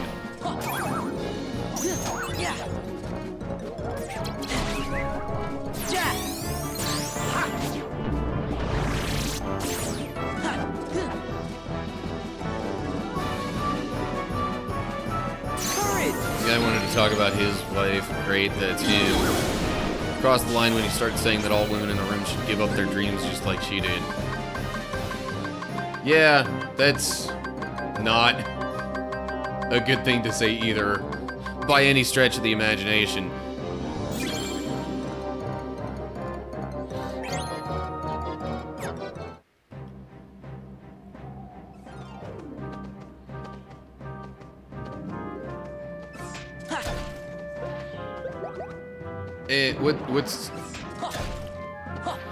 What's crazy is that his mom totally, like, isn't the kind of woman that he described there, basically. From what I understand, she's, like, really, really successful in a really, like, high-paying type of position.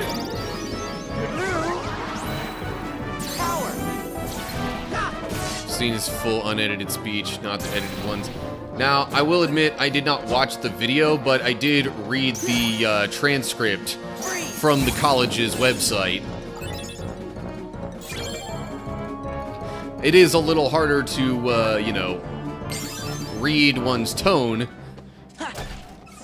into, you know, that particular format.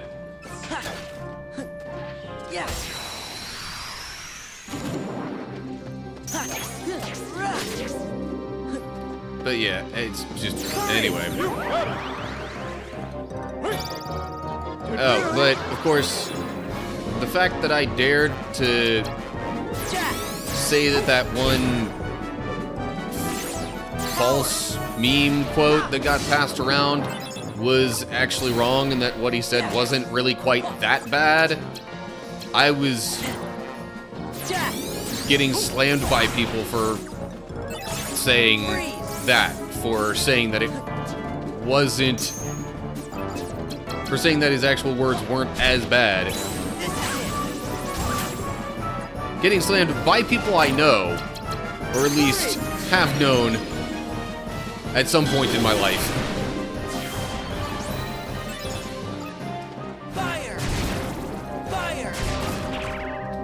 Fire! Jack! Ha! But yeah,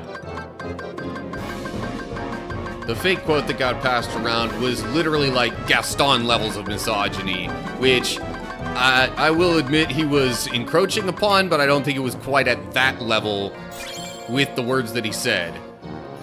Granted, the way that he said them might have been worse, so take my thoughts on that with a slight grain of salt.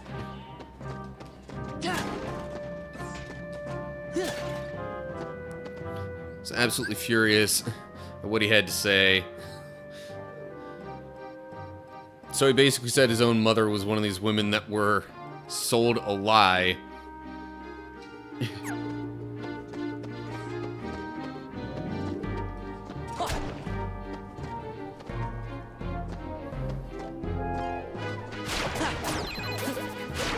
Now, there are definitely lies that women have been told in, you know, modern day society. But that's not really it, dude. The lies they've been told really is more so regarding, you know, body image and other things to that effect, especially.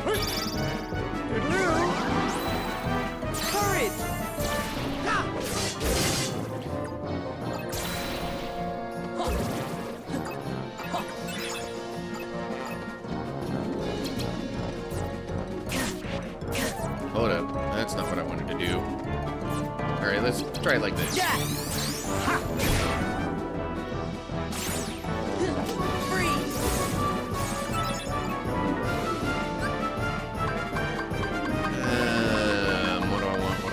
maybe this. Kinda actually wanted the one after that, I think, but whatever.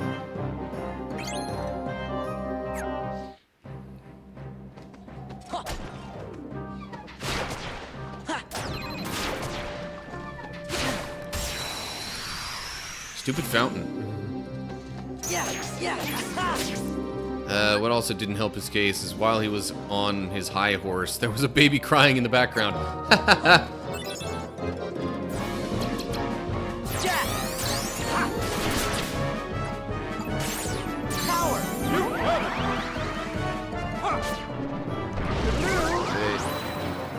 Yeah, I don't know. Also, like, why are we taking life advice from professional athletes who have probably had an entirely different life path?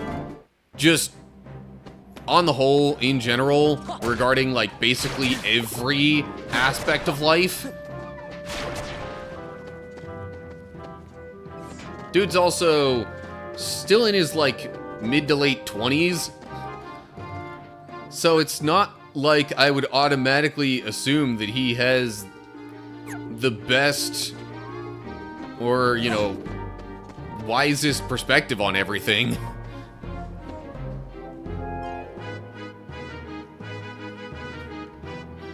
But he got invited to speak there because he, I guess, is Catholic, or at least was raised Catholic, and it was a Catholic school, so... yeah. Anyway.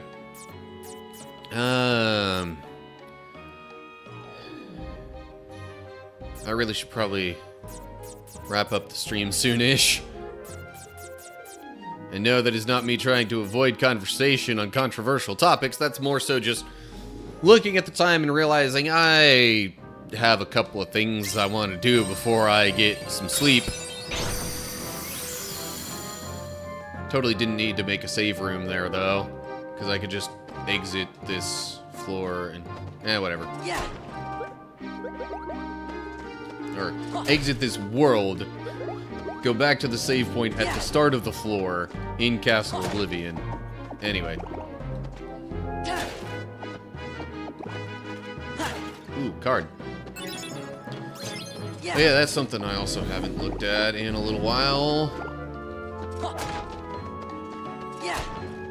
Haven't checked my deck lately. Did I hit that? Okay, whatever. Review decks. Yeah, I've got another almost 100 card points. I could probably get some more stuff in there. Also, thinking I want to take Genie out of the deck. Not gonna lie, just the unpredictable magic, I'm not sure I appreciate.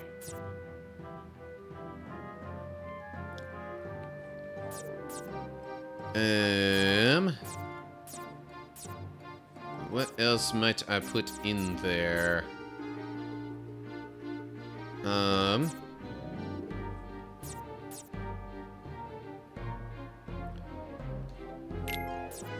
There's a high value kind of card.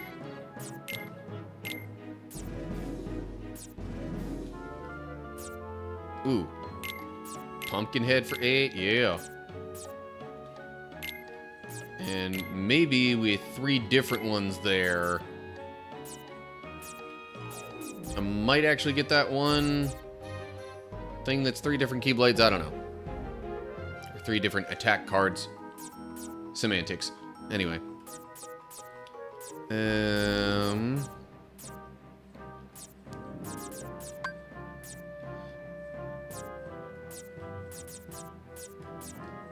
I definitely don't have enough attack cards that are zeros to get a full Zantetsuken slight combo thing.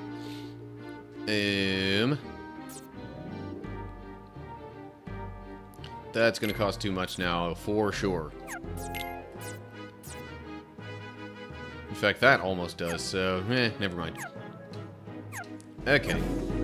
Saving!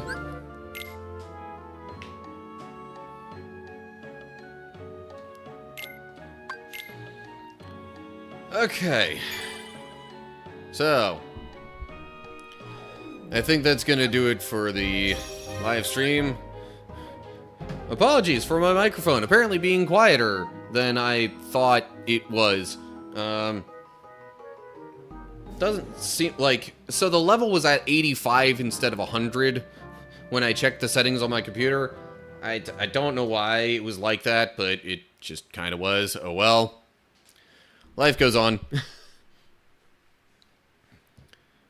So let's see here. We've got... Hold up. Which floor are we on now? I think this is 8? No, 6. Why was I thinking it was 8? 6 floors. I'm pretty sure there's a few more to go at least. So I'm going to take another couple of streams. But, friendly reminder, in process of sending the link on Discord. Okay. I'll look into it at some point in the near future, I guess. Again, I read the transcript. The only thing you can't really catch from that is, like, you know, the tone of voice. And, I guess, any, like, nonverbal communication. But anyway, I guess maybe one of these times while I'm eating lunch or dinner or something, I'll just pop that on and give it a look. But yeah, again, I'm not trying to defend the dude. It just, you know, people like to blow things out of proportion all the time, and that was evidence of it on both sides. Anyway, so friendly reminder that I will not be streaming next week at all. I've still got this Saturday stream, but next week, no streams flat out. And then the week after that, I still will be gone on Tuesday. And, oof, bright screen. Okay, I wanted to get some kind of look at who all's streaming.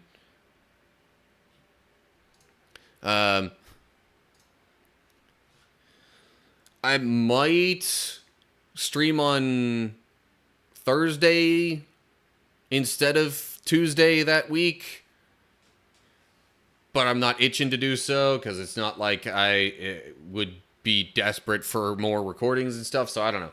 We'll just have to wait and see. But next week for sure, no streams at all because I'll be gone.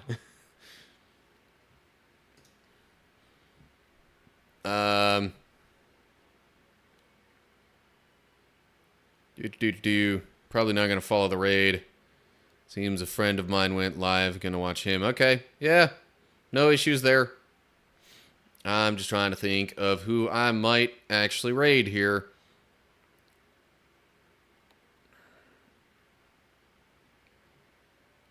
You know what? We could give Jake a raid. I know it's been a little while. And he's definitely raided a couple of times somewhat recently. But anyway, that's going to do it for me. Hope you're all doing well. Hopefully I'll see you either Saturday or in a couple of weeks for another live stream. Feel free to check out videos on YouTube and such in the meantime.